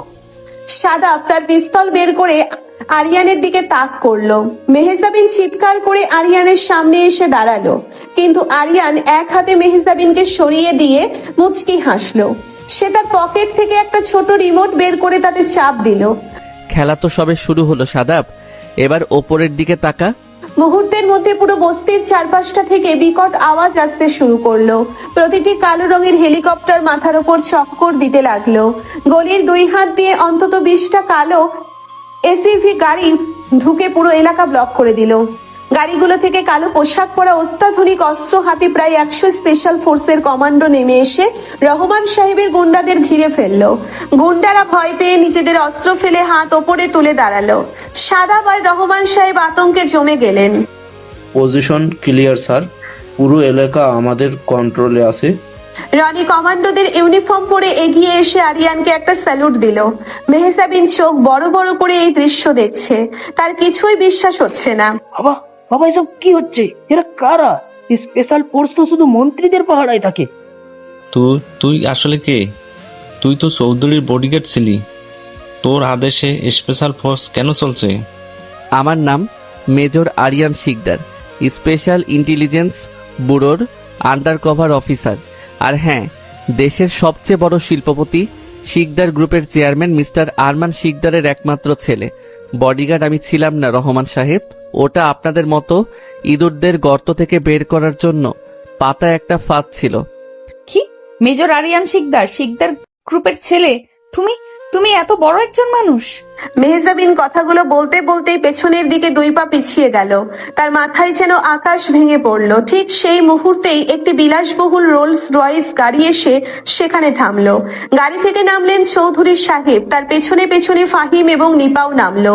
ফাহিম এবং নিপার মুখ ভয়ে ফ্যাকাশে হয়ে আছে। সাবাস আরিয়ান, সাবাস আমার ছেলে। আমি জানতাম তুমি ঠিকই এই শয়তানদের জালে ফেলবে। চৌধুরী, তুই সব জানতি? তুই এই প্ল্যান করছিস? হ্যাঁ রহমান, তুই যখন আমার কোম্পানি ধ্বংস করার জন্য তলে তলে প্ল্যান করছিলি, তখন আমি আইজি সাহেব আর আরমান সিকদারের সাথে কথা বলে এই মাস্টার প্ল্যানটা করি। তুই খুব ধরিবাজ ছিলি, তোর বিরুদ্ধে কোনো প্রমাণ ছিল না। তোকে হাতে নাতে ধরার জন্যই আরিয়ানকে আমার বাড়িতে বডিগার্ড সাজিয়ে আনা হয়েছিল। বাবা, তুমি সব জানতে, তাহলে আমাদের কেন জানানি? আমরা তো আরিয়ানকে কত অপমান করেছি। হায় আল্লাহ, আমি তো ওনাকে ভিখারি বলেছিলাম, উনি তো আমাদের চেয়েও 10 গুণ বড় লোক। আমাকে মাফ করে দেবেন আরিয়ান ভাই, আমরা না বুঝে অনেক বড় অপরাধ করে ফেলেছি। আপনাদের মাফ করার অধিকার আমার নেই নিপা ম্যাম। আপনাদের যা শাস্তি পাওয়ার সেটা মেহজাবিন দেবে। রনি, রহমান, সাদাব আর এদের সব গুন্ডাকে অ্যারেস্ট করো। এদের নামে দেশদ্রোহিতা, অবৈধ অস্ত্র রাখা আর খুনের চেষ্টার মামলা হবে। এদের যেন সারা জীবন জেলের ভাত খেতে হয়। Yes sir. স্পেশাল ফোর্সের জওয়ানরা রহমান সাহেব এবং সাদাবকে হাতকড়া পরিয়ে গাড়িতে তুলল। সাদাব মাথা নিচু করে কাঁদছে। পুরো এলাকার পরিবেশ এখন শান্ত। চৌধুরী সাহেব হাসি মুখে মেহজাবিনের দিকে এগিয়ে গেলেন। মা, মেহজাবিন, তুই আমাকে ভুল বুঝিস না। আমি তোর সুরক্ষার জন্যই তোকে গতকাল ত্যায্য করার নাটক করেছিলাম। আমি জানতাম আরিয়ানের মতো যোগ্য, সাহসী আর ভালো ছেলে এই দুনিয়ায় আর দ্বিতীয়টি নেই। আমি চেয়েছিলাম তোদের বিয়েটা যেন পাকাপোক্ত হয়। বাবা, তুমি আমার সাথে এত বড় একটা নাটক করলে, আর তুমি তো আরো বড় ধোঁকাবাজ, মেজর আরিয়ান শিকদার। মেহজাবিন রাগে ফুঁসতে ফুঁসতে আরিয়ানের বুকে দুম করে একটা ঘুষি মারলো। তার চোখ দিয়ে অঝরে পানি পড়ছে। আরিয়ান হাসি মুখে মেহজাবিনের হাত দুটো ধরে ফেললো। তুমি আমার আবেগ নিয়ে খেলেছো আরিয়ান। তুমি আমাকে গরিব বডিগার্ড সেজে ধোকা দিয়েছো। কাল রাতে আমি যখন তোমার জন্য আমার বাবার সব সম্পত্তি ছেড়ে এই বস্তিতে এসেছিলাম, তখন তুমি মনে মনে খুব হেসেছিলে, তাই না? ভেবেছিলে মেয়েটা কি বোকা। তুমি আমাকে একটুও ভালোবাসো না, তুমি শুধু তোমার ডিউটি করেছো। মেহজাবিন, শান্ত হন, আমাকে বলতে দিন। হ্যাঁ, আমি স্পেশাল ইন্টেলিজেন্সের অফিসার। এই মিশনে আসাটা আমার ডিউটি ছিল, কিন্তু আপনাকে ভালোবাসাটা আমার কোনো ডিউটি ছিল না। ওটা ছিল আমার জীবনের সবচেয়ে বড় সত্যি। মিথ্যে কথা, তুমি সব মিথ্যে বলছো। আমি তোমার কোনো কথাই বিশ্বাস করি না। তুমি আমাকে শুধু মোহরানা 10 লাখ টাকার চুক্তিতে বিয়ে করেছো। ওই 10 লাখ টাকা আমার 1 মাসের পকেট মানিও নয় মেহজাবিন। আর চুক্তি, কাল রাতেই বদ্ধ করে ঘামে ভেজা শরীরে আপনি আমাকে যে অধিকার দিয়েছেন সেটা কোনো চুক্তির মধ্যে পড়ে না। আমি আপনার বডিগার্ড হিসেবে আসলেও প্রথম দিন থেকে আপনার জেদ, আপনার রাগ আর আপনার ওই মায়াবী চোখের প্রেমে পড়ে গিয়েছিলাম। আমি চেয়েছিলাম আপনি যেন আমাকে আরিয়ান হিসেবে ভালোবাসেন, শিকদার গ্রুপের ওয়ারিশ হিসেবে নয়। মেহজাবিন মা, আরিয়ান ঠিক বলছে। ও তোকে সত্যি খুব ভালোবাসে, আর ও তোকে নিজের যোগ্যতায় জয় করেছে। ফাহিম, তোরা যে কাল এসে আরিয়ানকে ব্ল্যাঙ্ক চেক দিয়ে অপমান করেছিস, সেজন্য তোদের লজ্জিত হওয়া উচিত। আমরা সত্যি খুব লজ্জিত বাবা। মেহজাবিন, তুই আমাদের ক্ষমা করে দিস। ভাইয়া, তুমি টাকার অহংকারে একজন সৎ মানুষকে অপমান করেছো। আজ যদি আরিয়ান সত্যিই গরিব হতো, তাহলে কি তোমরা ওকে মেনে নিতে না? আরিয়ান, তুমি তোমার ডিউটি শেষ করেছো। রহমান সাহেব ধরা পড়েছে। এবার তুমি আমাকে ডিভোর্স দিয়ে দাও। আমি তোমার মতো ধোঁকাবাজের সাথে সংসার করব না।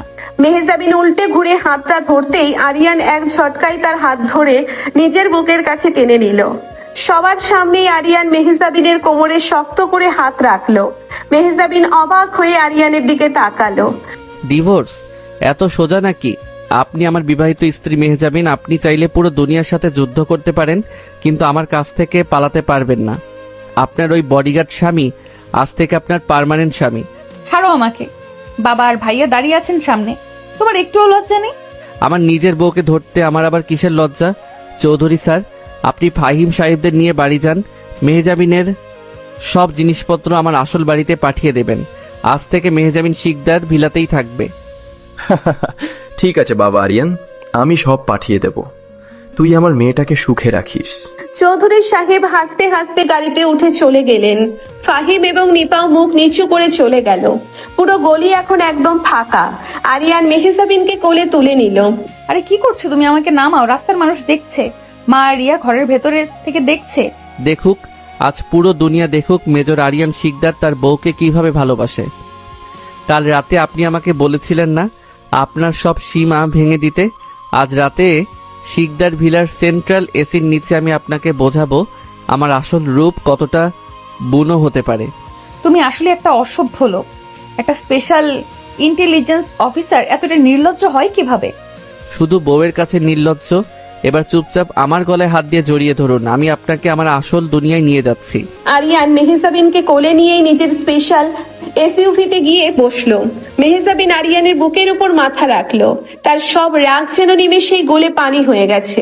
এই মানুষটার বুকে যে শান্তি আছে সেটা পৃথিবীর আর কোথাও নেই। গাড়ি এসে থামলো শহরের সবচেয়ে অভিজাত এলাকায় অবস্থিত শিকদার ভিলার সামনে। বিশাল বড় এক রাজপ্রাসাদ, চৌধুরী ভিলার কাছে কিছুই না। আরিয়ানের বাবা মা আগে থেকে গেটে দাঁড়িয়েছিলেন মেহজাবিনকে বরণ করার জন্য। আয় মা আয়, আমার ছেলেটা তোকে পাওয়ার জন্য কত পাগল ছিল সেটা আমি জানি। তুই আমাদের ঘরের লক্ষ্মী।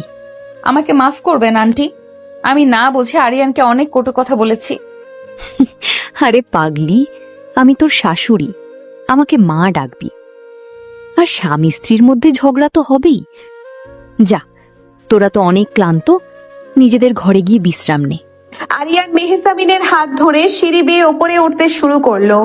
আরিয়ানের নিজের ঘরটা বিশাল বড়, পুরো ঘরে দামি আসবাবপত্র, সফট লাইটিং আর ফুলে ফুলে সাজানো। মেহজাবিন মুগ্ধ হয়ে ঘরের চারপাশটা দেখছে। ওয়াও আরিয়ান, তোমার ঘরটা এত সুন্দর আর এত বড় খাট। পছন্দ হয়েছে আপনার? কাল রাতের ওই ভাঙা খাটের ক্যাচ ক্যাচ শব্দ আজ আর শুনতে হবে না। তুমি আসলে একটা বাজে লোক, সারাক্ষণ শুধু নোংরা কথা। আমি তোমার সাথে কথা বলবো না। মেহজাবিন মুখ ঘুরিয়ে ব্যালকনির দিকে যেতে নিলেই আরিয়ান পেছন থেকে তাকে জড়িয়ে ধরলো। আরিয়ানের শক্ত থুতনি মেহজাবিনের কাঁধের ওপর রাখা। আরিয়ানের গভীর শ্বাস মেহজাবিনের ঘাড়ে আছড়ে পড়ছে। মেহজাবিনের সারা শরীরে আবার সেই পরিচিত বিদ্যুৎ খেলে গেল। আমি বাজে লোক হতে পারি, কিন্তু এই বাজে লোকটাই আপনাকে পৃথিবীর সবচেয়ে বেশি ভালোবাসে। মেহজাবিন, আপনি আমার জীবনের সেই আলো যা আমি এতদিন খুঁজছিলাম। তুমি কি আমাকে আর কখনো ধোকা দেবে না তো আরিয়ান? আমি তোমাকে ছাড়া আর এক মুহূর্তও বাঁচতে পারবো না।